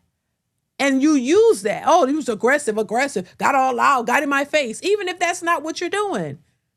And so I just think at the end of the day, a lot of people don't care about that until it's a problem. And then you want to talk about injustices, but you don't see the correlation to how you're being treated and what the expectations of you are. It's easy for people to believe a black person is in your face and get loud because you see that happening. It's easy to assume, oh, they don't care about legislation. They don't really care about things changing. Just give them a holiday and they'll shut up. They'll be happy to twerk and shake off of some music. Or they'll just be happy that, oh, they got a holiday they can celebrate. That's very insulting to for black people who don't think like that. And just to lump everybody in this one group and think this is what everybody thinks is okay when a lot of us don't see that as okay. That's very insulting and you know, just that we're just that unintelligent to where we don't see what's happening and then all we want is a song. This is why that lady could bring Meg Thee Stallion and all them people up there because they're like, oh, that's what's gonna move y'all. Oh, okay, that's how we get your vote. Give you a rap song and somebody is shaking, that's who you're gonna listen to? You bring a bunch of celebrities up here because you think we all value that. We all look at Beyonce and celebrities as the end all be all when that's not the truth, but that is what is being portrayed. Oh, you don't know any black philosophers or black people who have something to say that will make a difference because most of us don't care about that. Oh, let's just bring Meg Thee Stallion. Let's just bring Beyonce. They love Beyonce. Let's just bring up a twerking, 304 to shut them down and they're going to be happy with that. Let's just bring some music. Let's bring some, that's what they value. That's very insulting to people who don't value that at all. You know what I mean? And that's what they think of us. Thank you once again, Nighttime. I appreciate you. So yeah, I think, that's how they see us. And that's why we get what we get. Baby kids' descendants represent black people today. That's crazy. That's crazy. But that's how they look at us, Captain K, man. Thank you for the super chat. And I just think that, it's a representation that they expect from all black people. And I feel like there's so much more greatness in our culture and in our communities than what they're pushing out there. And so, yeah, I think when we hear these types of songs, it just set us back. It does not help. It really does not. And once again, people could argue, oh, it's just a song, but it's more than that. Let's continue. And I will enjoy doing what I want to do. I get the argument that, well, girl, ain't nobody really finna be out here boosting. That's you with your grown ass, who shouldn't be bopping around to that ignorant shit anyway. But to the young, impressionable young women, many of whom I know in my family personally, who have had issues with boosting and stealing and shit, who miss time with their kids, who weren't able to be present as parents because they were locked up for boosting and scamming. And now we got a record that has taken off. When I first heard it, I was like, I ain't even gonna say nothing about this shit because it's gonna go away. Ain't no way in the world this is gonna become like the #1 most popular record on the planet. And guess what's done happened? It has become the #1 it's debuted on Billboard at #1. For those who don't know, the phrase boosting bitches where y'all at, which is repeated several times as part of the song's chorus, is shouting out women who steal, as that's what boosting means. Now, just in the past several weeks, there have been 2 major incidents related to stealing with negative consequences. The first will be when 1-year-old Cohen Wiley was shot in a car by police after his mother fled a local Walmart after she and an accomplice allegedly shoplifted from the store. And another, with direct ties to Spindat, would be a mother and daughter duo who would post a video of them dancing to the song with stolen purses just before their arrest in Seattle. According to local reports, the mother and daughter was accused of stealing more than $7,000 worth in Louis Vuitton handbags, would go on to celebrate their alleged theft by posting a TikTok video to Spindat, which has now become key evidence in their case. Court records allege that in the video it appears that the mother was actually dancing with handbags resembling the stolen Louis Vuitton merchandise. They are now being investigated. That's crazy. Now that was the story of, somebody mentioned that to me, the mother and daughter who stole all that merchandise of bags and then got on social media dancing to Spin that song and then got arrested. Like, how stupid can you be? You know what I mean? But once again, this is not why. Oh, Lord. Now, listen, I always talk about, look, it's not only the black community that have issues, that all communities have issues. But boy, when the issues come out, it really put us in a negative light. It really does put black people, because look, Look at this. This song is popular. Everybody, all groups of people are singing to it and dancing to it, right? But they're gonna but then you got to get somebody who got handbags who done stole this stuff on here singing to the song, which ties it directly to us. Oh, boosting and stealing, and oh my God, this is what they do. Even though other people steal, but it's like we got to have an anthem for what's being portrayed in our communities to just boost it to the highest level. Oh, this is what they do. Like nobody else steals. We're front and center of the foolishness. It's laughable, but it's not. And I didn't post the videos of the children singing the music because I didn't want to put the music on here for copyright reasons, but the children are singing these songs, child. The little babies are talking about spin that ish. The little babies. And the parents are just laughing at it. Like it's a joke, like it's cute.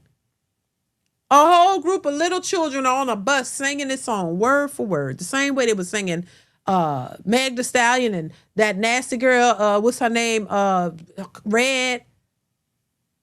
Trashy Red. They were singing her music the same way. And they think that this is cute.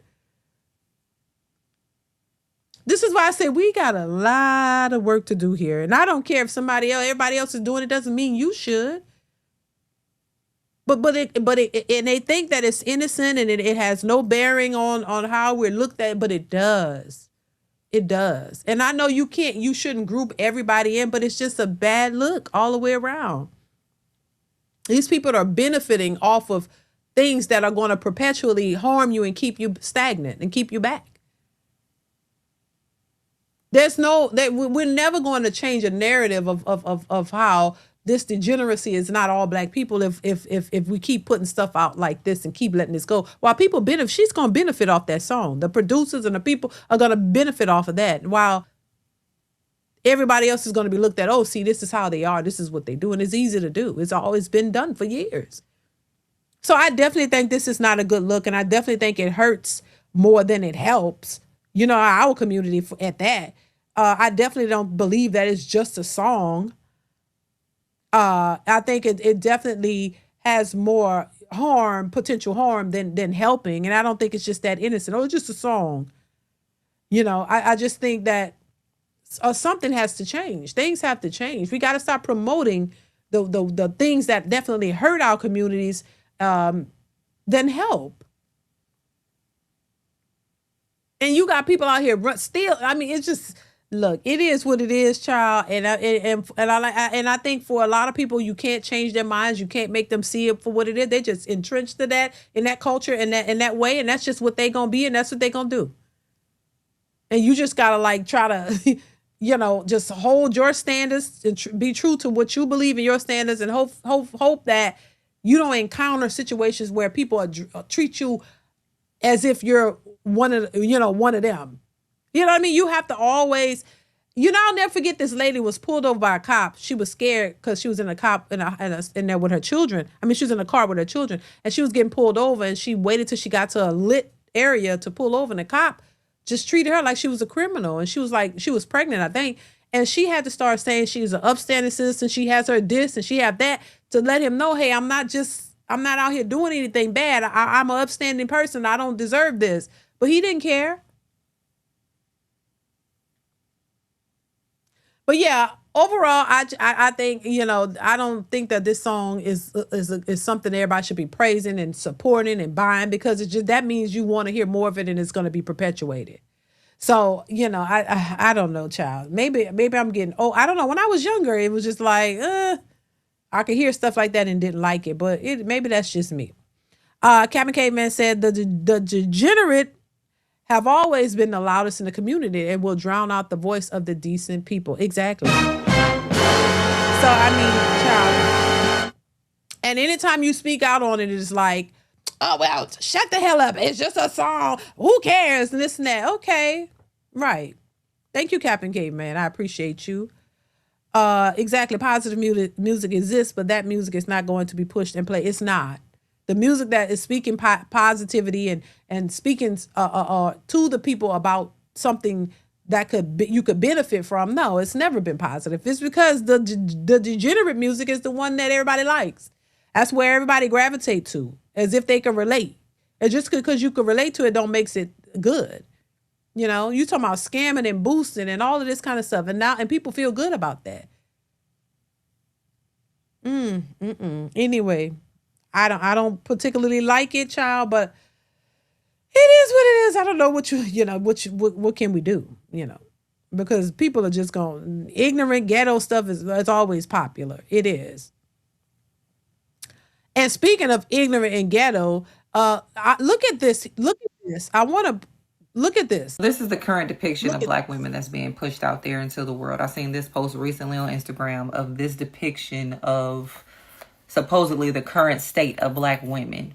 We are the we are the Section 8 house, low income, loud, boisterous, low class, ratchet, ghetto, ignorant, lace front, big lash wearing, lack of self-respect, and undignified women of the world. And this image is being pushed out there and generalizing all Black women into this. Now, are there groups of women who wear lace fronts and lashes? Yes. Are there groups of women who carry themselves in, a less admirable way?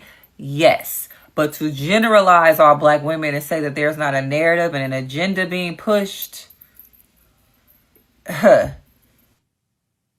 yes, there's always been an agenda being pushed, but I'm not putting we into that, but a lot of people help them to push the agenda. Because is it a lie? I could see if it was just a lie, and this is not all, and I think that's where everybody kind of get grouped in, but look at this picture. Look at this depiction. Is it a lie? We see wigs on everybody, big long lashes, tongues out. What is your tongue out for? Well, why the tongues be out? I never understand. What is this sticking your tongue out? Just looking ghetto, big lips, tongues out, just looking smoked out. What is this? Blonde hair? Like, come on. But we can't say it's a lie completely. This is what we see. So it's hard to defend it when we know that there's people walking around like that. Captain K-Man says, I'm sorry, but it's spot on for the degenerate rulers. Right. You can't even push back too much on it because this is what's out there. We see the big lashes with red eyes. You can barely keep your eyes open because this stuff is on. Thank you, Captain Caveman. Because this is there. This is what we see. It's not a lie. And a lot of people who walk around looking like this don't see a problem with it at all. This is the bad bee. This is what the bad bees look like. This is the look. So once again, it's hard to push back on it when we see it happening and we know that it's a problem. And when somebody pointed out, it's like, oh, you want to be mad at it. But baby, this is what's out there. You can't tell them nothing. You can't say nothing. You can't say, the men have been saying, look, take this off. We don't like it. These big long eyelashes, all this makeup, all these wigs glued on. Like, they're saying they don't like it. But this is how it looks. This is a caricature of what it looks like. This is a cartoon version of what it looks like. It is spot on. While it's not everybody, but it does exist. It's not like it's completely made up. This looks a mess. And hopefully they look at it and say, damn, this how we look? Because maybe you need something staring back at you for you to see and say, damn, okay, we got to stop. Maybe. I tell young men, when you see the tongue, to beware. That's that demon inside her that she can't control. Yeah. Lord. Thank you, Captain K-Man. I appreciate you. Yeah, it's just, this is what it looks like. So maybe they need to see themselves. Because I always say, look, a lot of times people don't see themselves. So maybe if you got something staring back at you, you could be like, damn, that's how we look. Maybe you could question it because sometimes they think it look good, but this don't look good. Just about all of them have their tongues out. What the tongue out for? What does that do? And then they be bent over, asses out in the air, tongues out, shaking with all this stuff on. It is a bad look. It doesn't look good at all. Yeah, either people are part of the problem or part of the solution. There's no in between. So it's like I hear and listen, I be hearing people's like, well, what's the solution? Well, I mean, that's a difficult question. People are like, what's the solution? I mean, there's no solution when it comes to grown people who look like this. Their mind is almost already made up. There's no solution. That's just what they are, how they gonna be. The thing is, we have to try to reach the youth, the young people who have not been completely indoctrinated or influenced, because these grown folks who walk around like this, and these are grown, real grown, 30, 40, 20, 30, 40, 50, 60-year-old women who walk around like this. There's no getting through to them. Their mind has already been made up. They've already been indoctrinated. It's the young people that you want to try to get a hold of, to show them a different way and tell them give them a different perspective. We can't go force and make people do anything, but we got to start changing these narratives. We can't all be out here talking about boosting and stealing and scamming and robbing and getting money out of people. No, we got to have some logical, sensible people out here. And that's what I'm trying to be, a voice that's more reasonable, more logical, given a different perspective. That's all I can do. I can't go out here and force folks. You got to offer something different from what they've been getting, because sometimes this is all they know. And then not everybody wants to be that way. So for the people who want something different, we got to offer a different perspective. We can't just keep allowing the loud masses with this foolishness to keep putting it out there, but we need something else.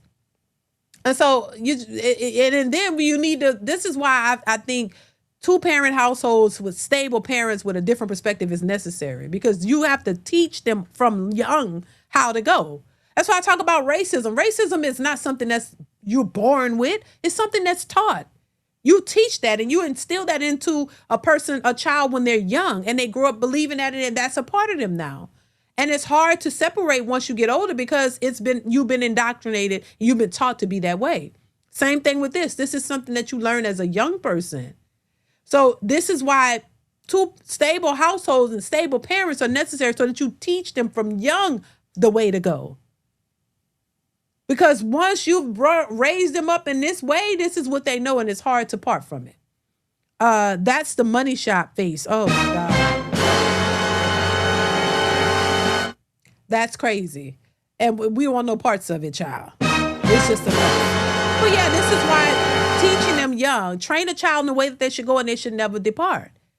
This is why you got to get them young. So whatever you want to, this is, and everybody should know that. Anything you want to instill in a person, any type of way you want to indoctrinate a person, you got to indoctrinate them while they're young. Because people know that what's being taught in you young is what you're instilled with, and what you were raised to think and be. By the time you're up and raised, whatever's in you is in you. It's hard to walk away from it. So we got to start young, and the teachings have to come from home. You have to have better parenting, better parents who are not teaching this type of foolishness. This is why they go into schools teaching this foolishness and starting with the young kids, because they know that's how to get them. You had, what's her name, with the nasty lip glosses, Sexy Red, out here in the schools singing this crap to these young children. Why? So that you can indoctrinate them with that mindset. It's crazy. So yeah, this is you got to start young. You got to start young. Otherwise, once they've gotten to a certain age and that's all they know, that's all they know. And it takes a harder time trying to change a person's mind or perspective when they've been indoctrinated into a certain way of life. Let's move on, y'all. Hit the like button, y'all. Hit the like button, y'all. Hit the like button. Let's move on.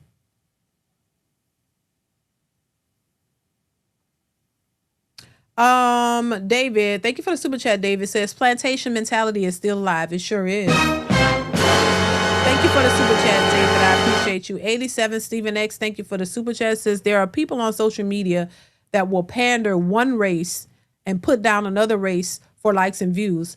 the ones they put down, they are the same race. Shaking my head. So there are people on social media that will pander to one race and put down another race for likes and views. The ones they put down, they are the same race. Shaking my head. Now, 87 Stephen X, I do agree that there are people who will put down their same, their same race. But also you got to look at when you say put down, like in what way? Because I do see it too. I see a lot of people who don't see your praise. Say a black man, there are black men who praise the white race. Let's just call it what it is, and they put their own down. And there's nothing there. There's nothing good in their own race, and there's everything good with the other. So they see no fault in the white people, but they see all the fault in their own. And I think that's when you say pandering and putting that's how I see it. I think, look, this is why I say, look, every group and every race have issues. I'm never going, I don't see no group as perfect and don't have no issues. Every group has issues. But if you're in a community of people that look like you, you have to hold your own people accountable and also, give them a different perspective to help them grow and do better. Because sometimes people just don't know. I think other groups should hold their people accountable. Every group should hold, help to uplift and help your own group by calling out the foolishness, but also offer solutions and things that could change that.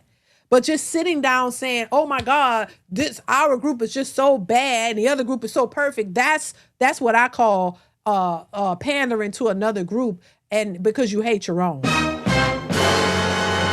know what I'm saying? I see that happening a lot. That's what you call coon behavior, right? Where you just cooning for the other group, and everything your group is bad and that group is so perfect. No. I think all groups got issues, and everybody need to work on their issues. But we can't look at other people and try to emulate or praise or put down what they're doing if you're not working on yourself and ignoring your own issues in your own group. The same way I feel about people focus on other groups in other countries when we have issues right here in our own country. We got to fix our backyard before we try to go off into other people's countries to try to fix what they got going on and be concerned about what they got going on when we got issues right in our own backyard that we have not resolved. So we can't go off into other people and see what they're doing or what they're not doing. We got to focus on our own group so that we can get our stuff in order before we start looking at somebody else's stuff. So that's my thoughts on that. But thank you, 87 Stephen X. I appreciate you. Captain Caveman says, train the child to work in the garage. And then they won't him.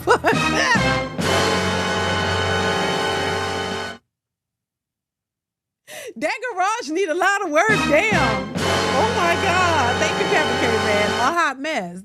Your garage need a lot of work, baby. You a hot mess. Thank you, though. I appreciate you. Baby, this is crazy. Oh my God. A mess. Let's move on, y'all. Let's move on. Yeah, it does. Hello, Beauty. Welcome in. Hi. How are you? Let me get the camera on. Hi. Hi. Oh my Hi, Queen. Welcome in. You're so beautiful, Ashley. Thank you. Thank you. Thank you, Beauty. Okay. I've been watching you for so long. I don't know if I should take the headphones off. I'm sorry. So No, you're fine. You're fine. Do you consent to be on a live and potentially all platforms? yes. Okay. What brings you up? So I have my own sense of style. A lot of people copying me, everything you said, blah, blah, blah, blah. I'm almost 60. I feel like I got it and I'm that girl. But when it comes to the dating part, I've been single for a very long time, 17 years, but I have a different style. Okay. My style is... She said she been single for 17 years. Ooh. Is that a red flag? Is that a red flag? If a woman or a person has been single for 17 years, is that a red flag? Let me know. Let's continue. It's not as I'm going to 60. It's probably okay. Maybe not younger. It's modest. You have to look at my page to see. I do derbies and I go to the just events and galas and stuff like that. It's more so on my Instagram page than this one because I just start posting stuff. But you can see a little bit of something. But I'm just trying to do.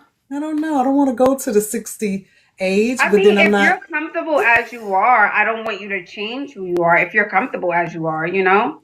I am very comfortable. Very Yeah. comfortable. Okay, so I see you. It's like very edgy, rock and roll. She like studded leather jacket. Boho or I love ripped jeans. I love stones, Okay. and so my auntie's 70 and she said I need to dress that style looks more, it doesn't look classy. So she's a very classy woman, so she dresses appropriate for 70. I don't know. I I don't want to mean, dress. here's the thing. I don't want you ladies to change anything that you don't Right. want to, right? So if you're comfortable, No. if this is your style and aesthetic, sure. But is there a reason why you want to change it? Is there a reason why?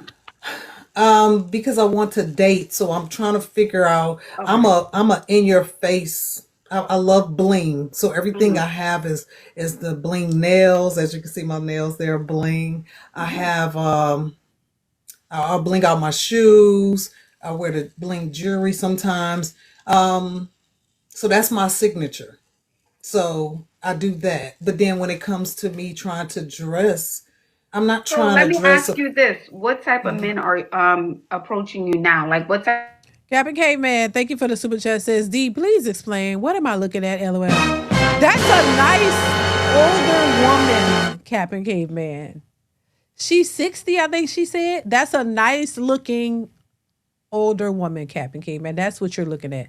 Yeah, the lashes might be a little too long, but she's cute other than that, right? Right? Thank you, Captain Caveman. Let's continue. of men are you attracting? That's a good question, Ashley.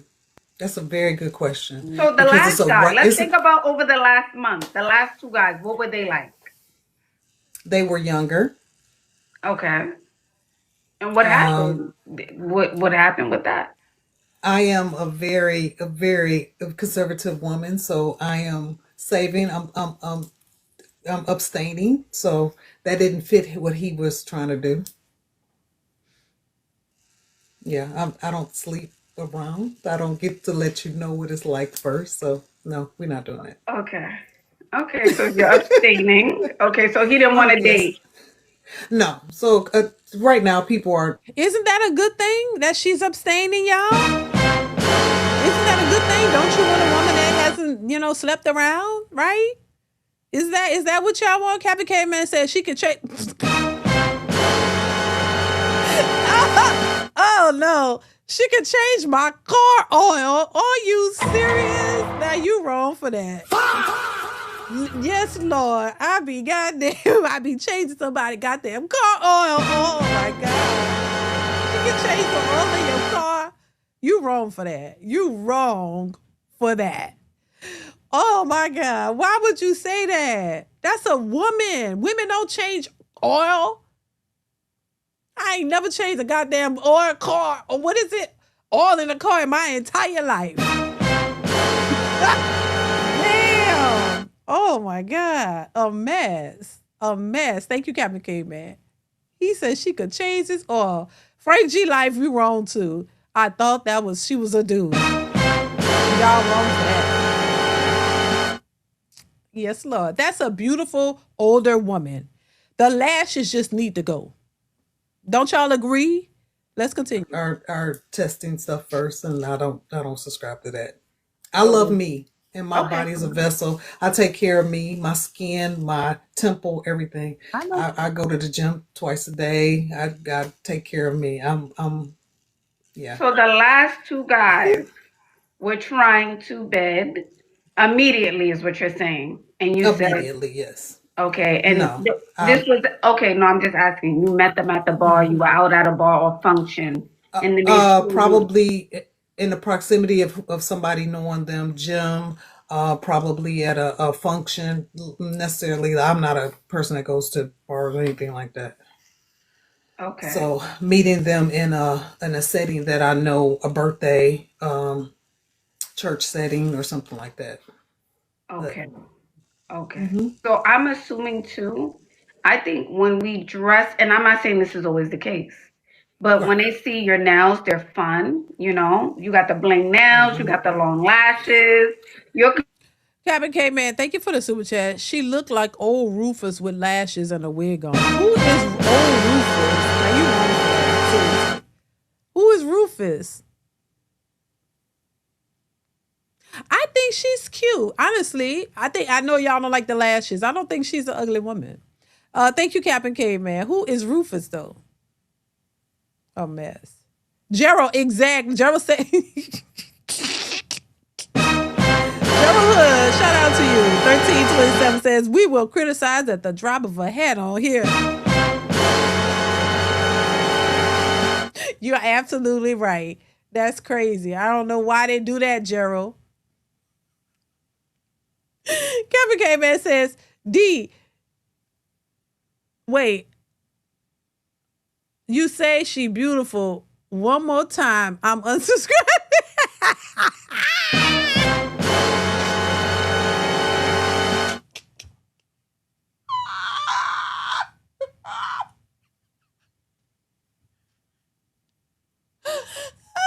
You stupid. That has got to stop, child.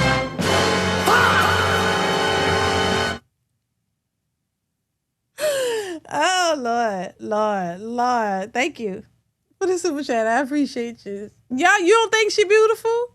That lady is not ugly. She got a good smile. I will tell you that. I will say that. Captain Caveman, she got a good smile. Oh, Lord Jesus. coming with the look. So they're thinking, oh, she's on Fun Time. That's probably what they're thinking. Yeah. Could like be, she's yeah. outgoing. It could be edgy. Like you said, edgy when you seen that picture. So I love photos. I take photos for my birthday every year. So I like fun photos. I love this is crochet. So I have this is signature hair if I don't go to a cruise, and I have braids. Yes. Okay. So those are the only guys, younger guys in their 30s or 20s? Yes, I met somebody in Belize, he was 39. I met somebody here, he was 42. Didn't meet anybody that's over. I don't want I don't want to say this, Ashley, but I don't believe somebody that's over 60 would approach me. I would hope he would, but I don't want to say that because I don't think that's going to be true. I think he'll look at me and say yes, but I don't want him to look at me and say no, that, oh my gosh, she looks like she's too much. Have I heard that before? Yes, I have. Yeah, You look probably like an you're older guy. alive. Yeah, an older guy probably wants you to be a lot more conservative than you are now. Cause so let me show you. I will wear this if me and him went out to the store or something. Let me put that so you can see it a little bit. Okay. I will wear this going to the store. A little Nike. Come in the frame. We can't see you. Okay, it's a Nike dress. Yeah, okay. Nike dress. That's just going running errands. I'll be with him with my little remember they had pumpkin seed shoes, and I'll wear the little white pumpkin seed shoes or something like that. So you're telling me when all the young guys come to you, you tell them no. That's what you're telling me, Queen? Of course, yes. I can't date anybody that's my kids' age. Oh, okay. So what about the guys? My kids are ranging. Oh, go 42. ahead. Mm-hmm. Oh, I'm sorry. Anybody that's my kids' age is 36 to 27. So that's off. So anybody over 36, 10 years shy of my kids' age, no. Okay, so what about the 40-something guy? Because you said you don't want to really date 60. You want, what happened with him? No, I want older. Mm-mm. Okay, so where do the old men in your city hang out? Where are they hanging out? I don't know, Ashley. I don't know. So So let's say you're. Honestly, I don't know. Okay, but as a 60+ woman, where are all your girlfriends hanging out? Are y'all going to the all white parties, the cigar lounges, the festivals? Where are they hanging out in the city? Where do y'all go? Where do the girls your age go? That's what I'm trying to figure out. In your city. Oh yeah, that is a good question. Yeah, like where do you besides birthday parties, functions for church? Yeah. Well, right. Okay. How you gonna meet the older guy? How you gonna meet? I hear a lot of women that come on these shows and stuff, and they're like, "Oh, I want this type of guy, and I want this." Then when you talk to them, they're like, "I don't really go out," I don't really go out. You got to go out to meet people, baby. How you going to meet them if you just stuck in the house? You know? You got to go out. And I know that could sometimes be out of your comfort zone. Because I know if I was single, I would be out of my comfort zone because I like to be at home. I'm a homebody. So I'm typically at my house, okay? I'm not outside all the time unless I'm out with my husband or my family. I don't really be going out too much. I like being at home, you know? So if I was single, that would be my issue. So you got to purposely get out the house to go meet and go specifically to certain places with the idea of meeting a man. Like that could be difficult if you're not an outside type of person. So I get it. But if that's what you want, you got to get uncomfortable sometimes. You got to be willing to do the uncomfortable thing to get the outcome that you want. I mean, it's just what it is. So you got to get out of your comfort zone. You can't just stay in the house and think that the man going to come to you. Like a lot of women go, I don't have to do anything. I'll just sit here and he going to come to my door. No, baby, you got to get out and find them, honey. You got to put in some work. You can't just be lazy. Irving Hunt, thank you for the super chat, says, tell Nana to go sit down somewhere. Why you call her Nana? Y'all are mad. She want an older man. Y'all are not the older men she look. Y'all are not 60. Damn it. Give this lady a chance. Ooh, it's hot. Get that lady a chance. She looking for an older, she not looking for no young man. She looking for somebody around her age. But we all know a lot of the older men want younger. And they might be looking for a certain look. You know, I'm just saying she might not. I don't know. She might be somebody. Do y'all believe that what y'all be hearing women say there's somebody for everybody? I don't think there's somebody for everybody, but there are some who believe that. So maybe, you know, maybe she can get what she's looking for. Thank you, Irvin. The guys her age are at home with their wives. Child. Mm-hmm. At the birthday parties and functions for church, there's 60 plus men, I'm assuming there. So what's going on? They married and none available at the parties that we go to or the functions that we go to. Yes. Nobody's like, it's probably one or two out of the 15, 20 women that's there. Yes. And what state are you in? I'm in Texas. Oh, she's in Texas. Girl, you're in Texas. There got to be some men country. Come on, there's someone. You're not going to enough places. Yeah, you're not getting out enough. How often are you getting out outside of church? They said golfing. Go golfing. What part of Texas? Rodeos. Houston. Home Depot. She's in Houston. Queen, I work from home. It's not adding up, Queen. It's not adding up. I work from home, Ashley, so I don't go out like that. So we're getting to the bottom of it. Okay. You might be right. I probably don't go out. But you got to take into consideration, too, what the men are looking for, right? And I think women don't do this enough. I think a lot of women just think just because they are a woman and they have a vagina, that is just enough for them to go out and find a man. If you're looking for sex, yes. I mean, most women, even if she looked like a wildebeest, she can get sex. But if you're talking about long-term committed relationship with a man that you want to be committed to, or him committed to you, you might want to know what he's looking for. You know what I mean? Like what type of women they're looking for, what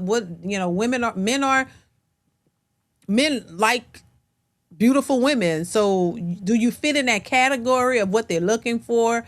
Do you present in a way for what they look like? You gotta learn what they want in order to know if you qualify. Because you could go out all day, every day, and still be around a whole bunch of men. But if you're not what they're looking for, they don't see you. So it could be, it is not just, you're not getting out. Of course you got to get out, but it's not just that. But once you get out, once you step out, do you get the attention? Are you what they're looking for? There are some women, when they walk out, they get attention off rip. Like they don't have to look for it. Men find them attractive. So they don't have that problem with getting the attention. It's just whether you have the other qualities after that attention.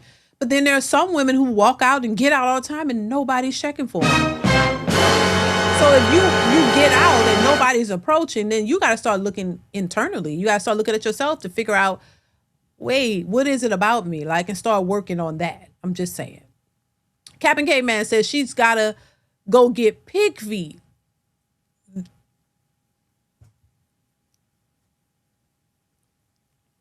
I'm not reading that. You're wrong. She got to go get pig feet. They'll be by that jar.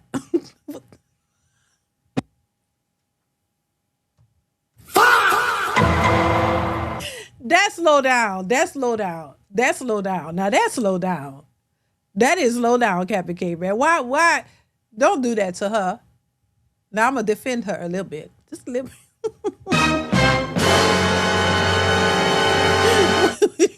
Yeah. No, that's not right. That's not right, Captain K-Man. Captain turned down every elder man that hollered. Oh, you think she turned down every man that hollered? You think she turned down people? I mean, it's possible, Captain Caveman. Thank you for the super chat. I appreciate the support. That's crazy, though. I'm just saying, like, yeah, I think that is a thing. You know, and a lot of times, the same way we talk about Vivica Fox, I need a man to take me shopping, a man who knows who and what I am. You know, y'all passed out a bunch of people, and then when you get old and nobody's approaching you, you look stunned and bewildered and confused and wondering why. The opportunities don't last forever. That's why you're supposed to take advantage of them when you're in your prime. But a lot of women hold out because they think they can do better. You find a nice guy that likes you, want to build with you, want to give you the world. But you pass him up because, I could do better. I could do better. No. A lot of times you can't. Let's continue. As much. So we don't got nobody on the line right now. There's nobody in the queue on your phone right now. No, ma'am. Absolutely nobody. No dating, no talking, no, hey, how you doing? How was your morning? Ew. Let's go out. No. Oh, okay, so Queen is in Houston, Texas, and she wants to know where the 60-plus men are hanging out. That's what she wants to attract. My spirit says she don't want 60-plus. That's what my spirit is telling me. But we gonna go with it. Stop. Don't do that. We gonna go with it because I don't believe it.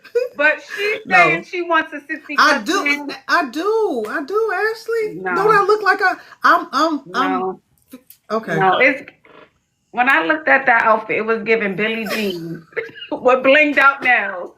Absolutely not. That was a birthday photo shoot. That was a birthday photo shoot. Right. So no, I don't believe it. But was it a nice outfit? It was a nice outfit. Yeah, for your aesthetic, absolutely. For your aesthetic. Yes. But here's the thing. Let's go back. Let's go to the chat. The chat is saying cigar lounges and steakhouses.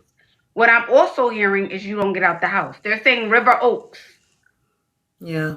What I'm also hearing is you don't get out the house. So we need to get out the house at least 3 times a week. Yeah. First day requires massaging that gout foot. How you know she said she worked out, so she might not have the gout foot. If she working out, she looks pretty in shape. You know?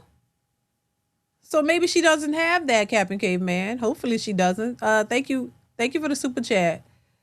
Gout, I mean,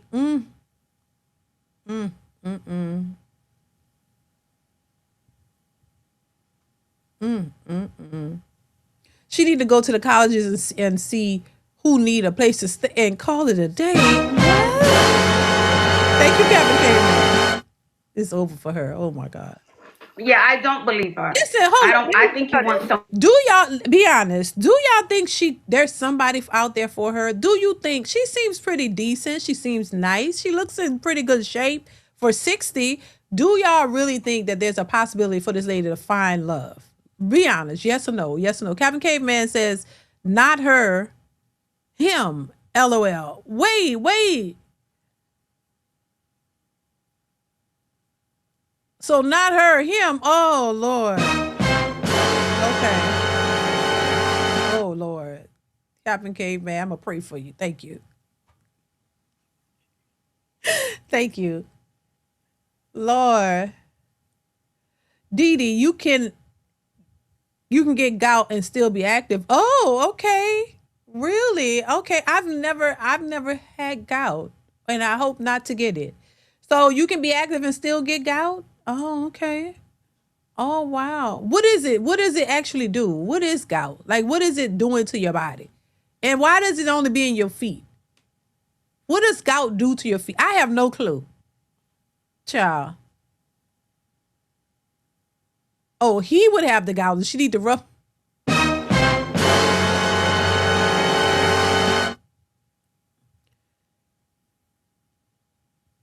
There is it's called her Dee, there is it's called her baby daddy. Oh, okay. Right. Right. They probably moved on too. Usually the baby daddies be the moved on and they be having wives or other women. So they don't even want them back. Child. Let's continue. Someone younger, but she's being politically correct for this live. Okay, so and I if think I want she somebody, wants a fun time. No.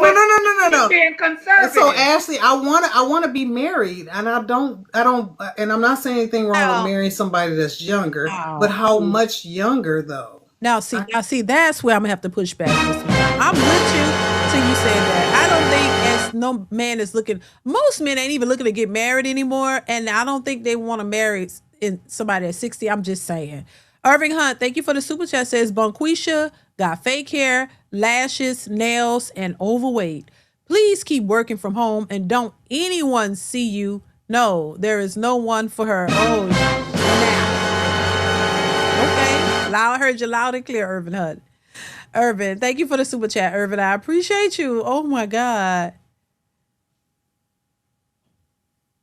Frank G says, no, married. Right. I think marriage is over. It is mainly in your feet. Okay. Is it something that's painful in your feet? I know it's I hear people talk about it all the time. Thank you, Irvin. I appreciate you, bro. Wow. I'm not 60 yet. I'll be 60. I'll 55. So I'm getting closer. So I don't want to play with that. I don't want a younger person. Oh, she's 55. You know, my young adult child is 36. I cannot play with that right there. That wouldn't be comfortable for me. Yeah, I wouldn't even say 50. I would say 60 because 55. That's like 50 is midlife crisis for men. So I would say right. Yeah, I would. Captain came in and said, Irvin worse than me. LOL. Child, y'all both crazy.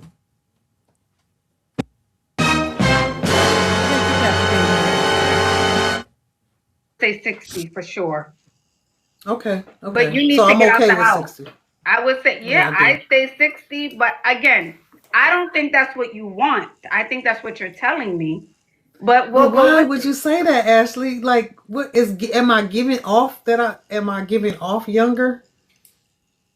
It's just a vibe and there's an undertone here. But I'm going with it. Well, I think she want her to say she's giving off a younger vibe. She thinks she looks younger than 55.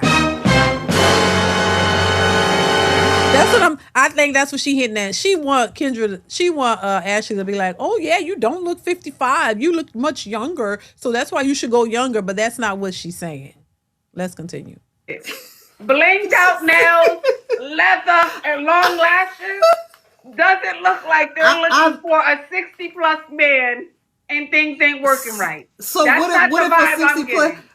That's exactly why I wanted to come on here, because I wanted you to see that I'm a fun person and I want my relationship to be fun too. See, now we're getting to the bottom of it. Didn't I just say that? We're getting to the bottom. True. So, but let me ask you this, Ashley. Can I find a 60 plus gentleman that gives that same kind of, because they're dating younger women, so that younger women are vibrant. I am too. Absolutely. No? Sure. Maybe there's a guy, a 60 plus needle in a haystack type of man. Maybe needle in the haystack, but he would have to have a certain lifestyle. Okay. Ashley was like, no. He would have to have a certain lifestyle. Okay. If we're being honest. Yeah, we are being honest. He would have to work out, go to the doctors 3 times a year, take a honey pack, and live his life. He would have to I did not expect you to say that. I did not expect you to say that, because everybody says that. They said that if I get with someone, I'm going to put him in the hospital. It's funny, but it's not funny, because I feel like a 60 plus guy, I can find a person that's probably into their health, I don't eat meat. I'm a herbalistic. I'm a rawtarian. I do sea moss teas and hibiscus and stuff like that. I'm very healthy. My hair is probably as long as this.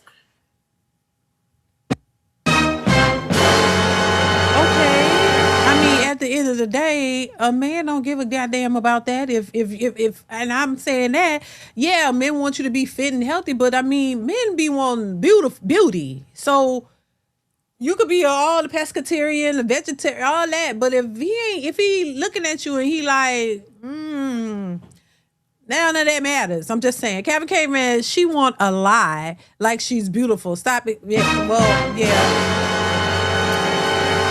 I hear you. I feel you. Thank you, Captain Caveman. I get it. She wants she thinks getting an older man, he's going to look at her like, oh my God, this is a younger, more beautiful, attractive woman. You know what I'm saying? I don't think she's bad. I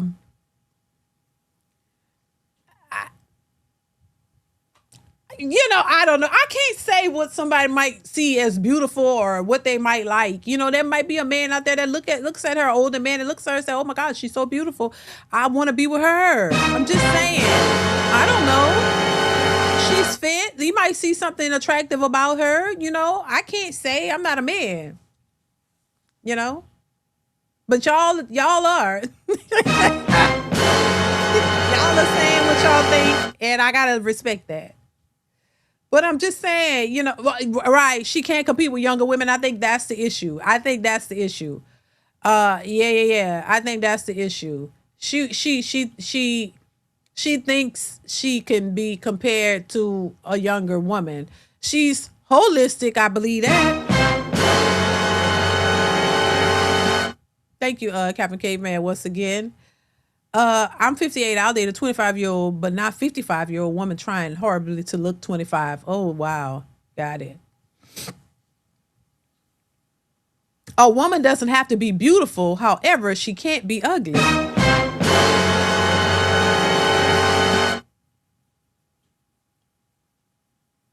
Okay. I just take care of myself. So is it a man out there that takes care of himself? Yeah. So I've been listening to you going outside. This is the thing, and it goes back to what I initially said, Platt. She wants someone younger and fun. You know why I thought that? Because what did you just say? I'll put him in a hospital. Well, that's not me that said that. That's somebody else saying that. But we know what that means. So yeah, we do. Here's the thing, Queen. Okay, let me take the other speaker. She'll put him in a hospital. Okay, so I want you to be, and this goes for all the ladies watching, right? What she mean she'll put him in a hospital? What's she talking about? Do y'all know? She has a headphone hearing aid trying to compete. Are you serious? Really? Oh my God. Really? At 55? She got a headphone hearing aid. Lord have mercy. Captain Caveman. Damn.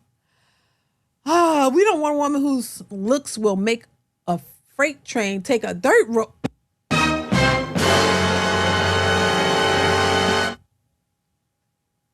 Damn, that's diabolical. I ain't doing that, B, because I got to get old, and I'm just saying, oh, Lord.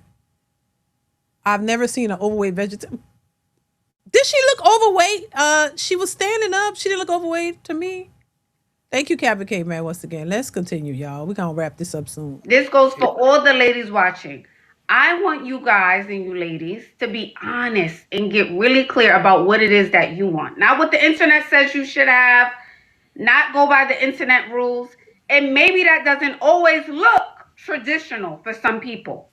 But you have to sit with yourself and say, you know what? I'm grown. I have my kids, or I'm grown and I'm living my life, and this is what I want. And be honest with yourself.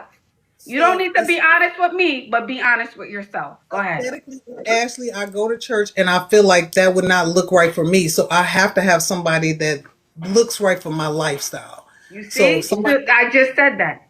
That's why I say you have to be honest with yourself, because she just said, I want X, but it doesn't look right. So that means I have to perform for other people so it looks right. I just said that. I can't help it, Ashley. I cannot help it who I am.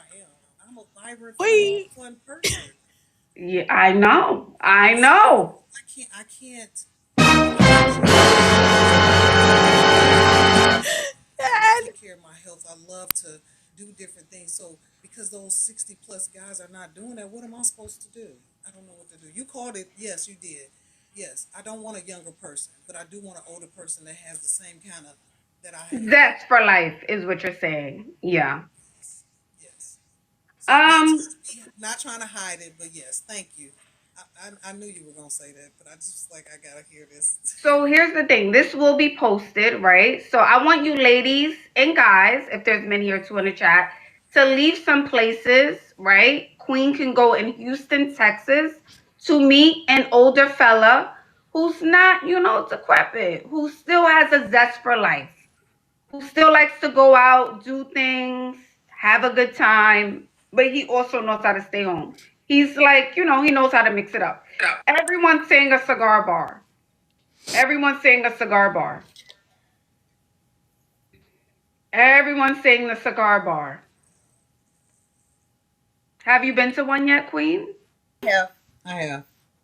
Okay, and how did that go? Met a few people. Okay, so and I'm assuming they were older because most older men go to cigar lounges. Yes, they were older. Okay, how was that experience? What happened? They were they didn't want to date. They were kind of just let's hang out and let me get to see, test the waters. What is the conversation like when you're meeting these guys? I'm just telling my core values of what I believe in and what I want in my life, and trying to listen to what they kind of want at the age that they are. Okay. So yeah, we have a dialogue, and some of them are set in their ways of not wanting to date anymore, been broken, going through heartbreak and being healed, and some of them like I'm not doing that no more, but that's not everybody. That's not everybody. Okay. Now, here's the thing. When you meet the older guys, I want us to reel it in a little bit. But I also think, and I don't want you to change who you are, right? But I want you to try a day where you're not doing the bigger lashes, like something a little smaller. And I want you to go back twice. You're gonna go one day with the lashes you have now, with the bedazzled nails, with the rhinestone jacket, and then you're gonna do it one day where you just tone it down a bit. And you're gonna go back to the same place and see what type of results you get. Okay. Okay. Yes, ma'am. Okay. All right. Well, keep us posted, Queen. I will. And get clear on your why. Get clear. Yes, I will. All right, I darling. appreciate you so much. Love you. Bye, darling. Have a blessed one. Okay, you guys. So listen. And I know you guys are like, well, why do you keep saying she wants someone younger or blase blah? So here's what I know for sure about human beings. Captain K Man says nobody want that. Hold on, I got a Charlie Horse seconds. Thank you, Captain K Man. I appreciate it. She got a 5 o'clock shadow hair around her mouth. Why y'all keep saying that? She had a big Y'all keep saying leave that a mustache. All she gotta do is shave. Oh Lord Jesus, y'all are hard. Right? Is that we are layered. We're like an onion. And most of the time, if not all of the time, most people are performing for other people in their life. What does that mean, Ashley? That means that some people want to live a certain life or want to live a certain lifestyle, but that doesn't look good on paper. That doesn't look good to the public. That doesn't look good to their church. That doesn't look good to their family. That doesn't look good to the world. Right? And whatever that is, it doesn't always have to be, it could just be a list of things. You want to date someone younger, you want to date someone older. It could be sexuality. It could be you don't want to have kids. It can be a whole host of things. But most people are not really living the life they want to live. 100%. All right. Well, I mean, look, it's on you. You know, the lady is just probably to a place to where men aren't interested in her. That's just what it is. And I think it's a reality that a lot of women have to face. You know that you start off young, and if you got attention younger, if you're attractive, beauty fades. You know what I mean? And for women, it seems like it fades worse. Like it gets worse. I'm just saying, as women, that's where we have it tougher. You know, men. I think men have it harder when it comes to the expectations of men and other, finances and all that kind of stuff. What men are expected to do as men, how men got to perform and how men got to show up. I think men have it harder in that aspect. But I think when it comes to aging, I think women have it harder.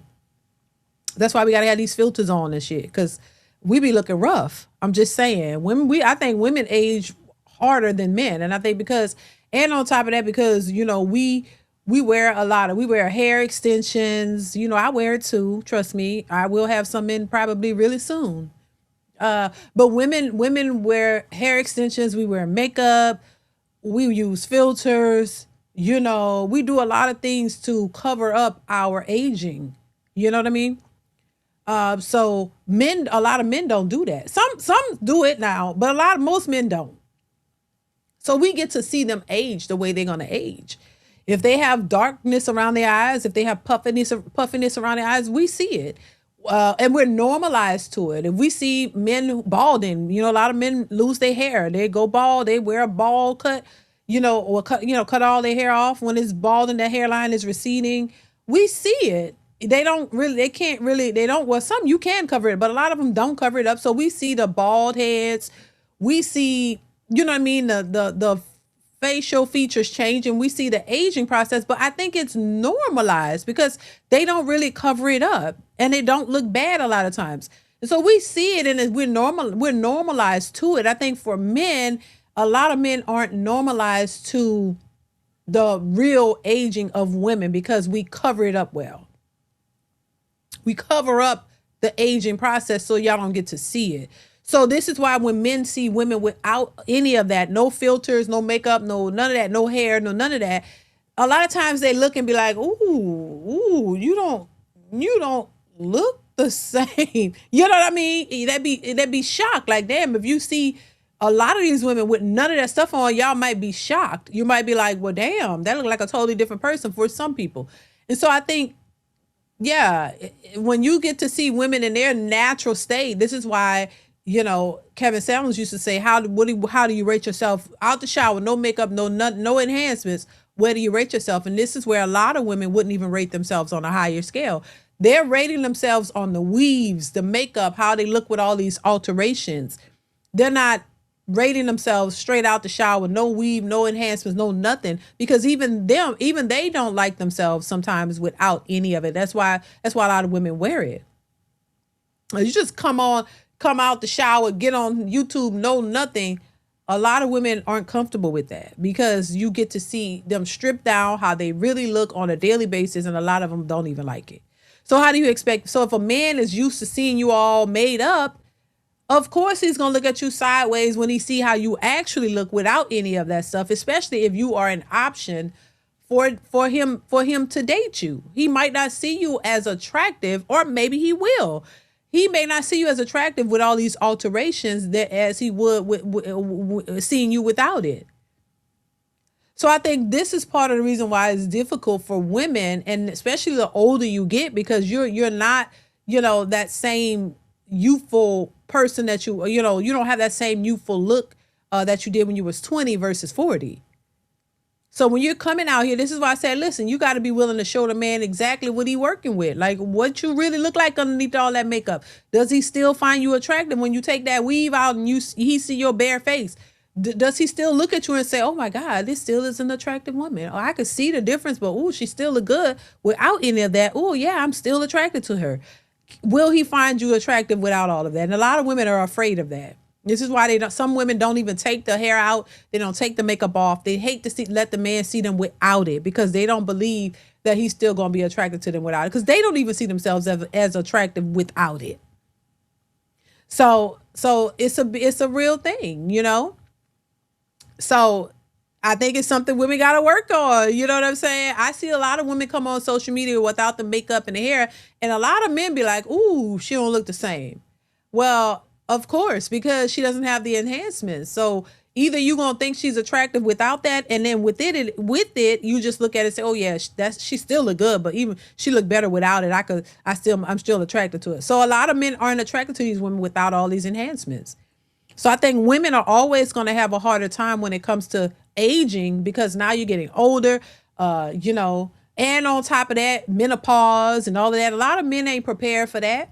A lot of men aren't prepared for a menopausal woman, night sweats, hell, you know, just all kind of things happening. I'm just saying that y'all aren't privy to. And a lot of men aren't privy to that either because you haven't been around a woman who's been menopausal. A lot of these men have only dealt with younger women before they get to that stage.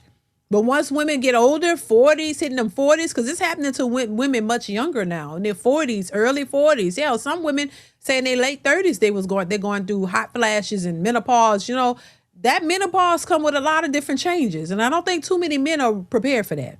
And if you don't really love your woman, or you haven't been with a woman for years and years before that, and you love her so much, and then you see the changes, you're like, oh, you might be more accepting of it. But a man who just dating a woman, he don't want to deal with no woman that's going through that. I'm pretty sure, because that's another added thing that y'all gotta be concerned about too, because a lot of these women go through dry spells. They're not, you know, you have libido issues, you don't feel in the mood, and it's not just that they're doing that comes with menopause cause a lot of issues, right? And it could directly affect your intimacy livelihood.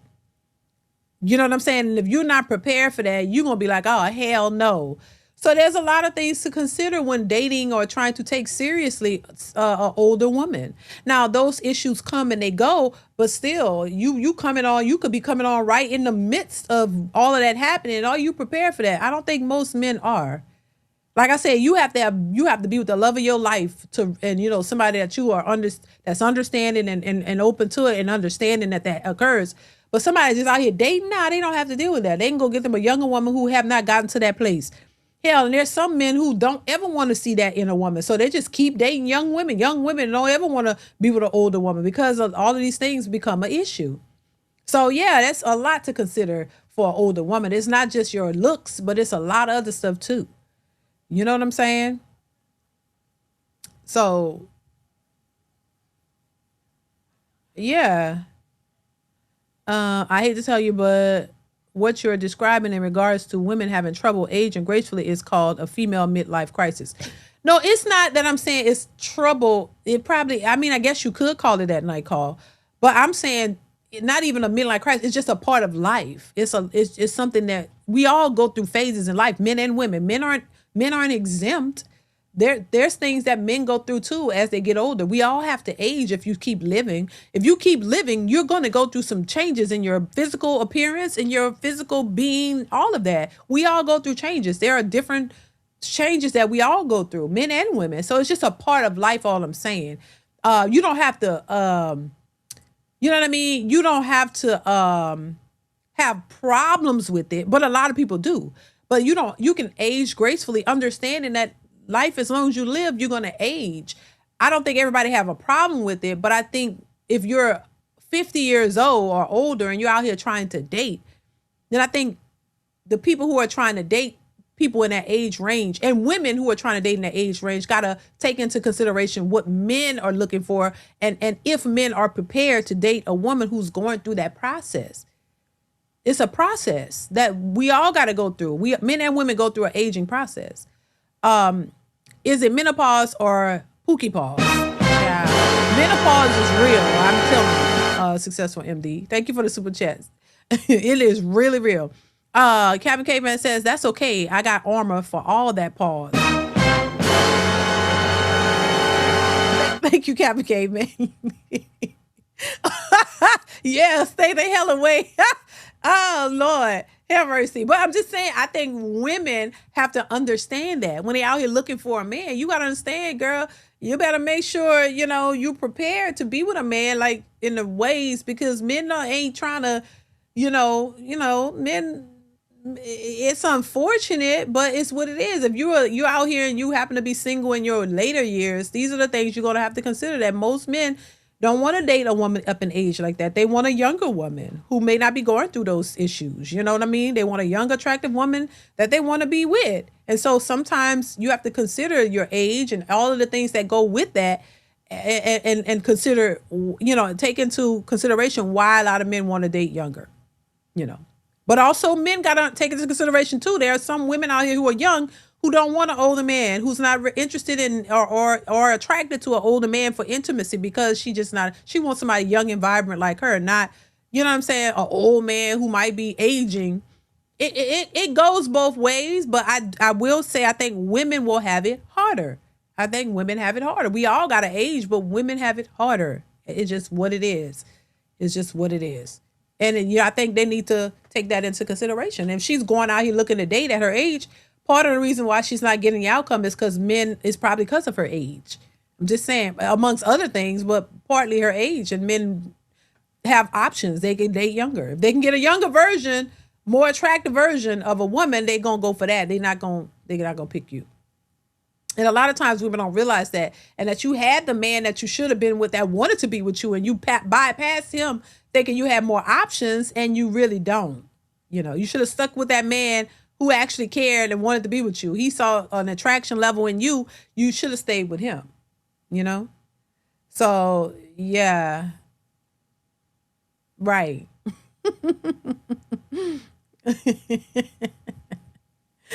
Lord have mercy. Anyway, y'all, let me get out of here. I appreciate y'all for being here. Shout out to everybody in the building, everybody watching. Make sure you guys go ahead and hit the like button on your way out. Also, make sure you are continuously watching the videos posted on the channel. Shout out to KJH for the Cash App. I appreciate you so much for supporting in that way. Thank you for the support. Listen, hit the like button on your way out. Make sure you guys are watching the videos posted on the channel and hype them up. You know what I'm saying? Hit the like button, leave a comment just so I'll know it's real, y'all. Make sure you are supporting in that way to help the channel to grow. Shout out to everybody who gave super chats or cash apps. I appreciate you for that. And everybody who gave a like and everybody who commented in the chat. I appreciate y'all so much. So listen, y'all stay tuned for more. Y'all be safe out here in the streets. Have a wonderful 4th of July. If I'm not on here, make sure you guys enjoy your 4th. Be blessed. Stay safe, y'all. Stay tuned for more to come. Shout out to each and every one of you guys. Make sure you are supporting it anyway. Buy a t-shirt, a mug, so you can support my husband's music. The link is in the description if you want to support or purchase one of his songs. Go ahead and do that. The newest single is Alone After You. Make sure you guys go over and take a listen and purchase if you like it. Once again, I appreciate you guys so much for being here. Y'all stay tuned. Be blessed. And I will see y'all in the next one. Mwah. I'll see y'all later. Bye. Bye.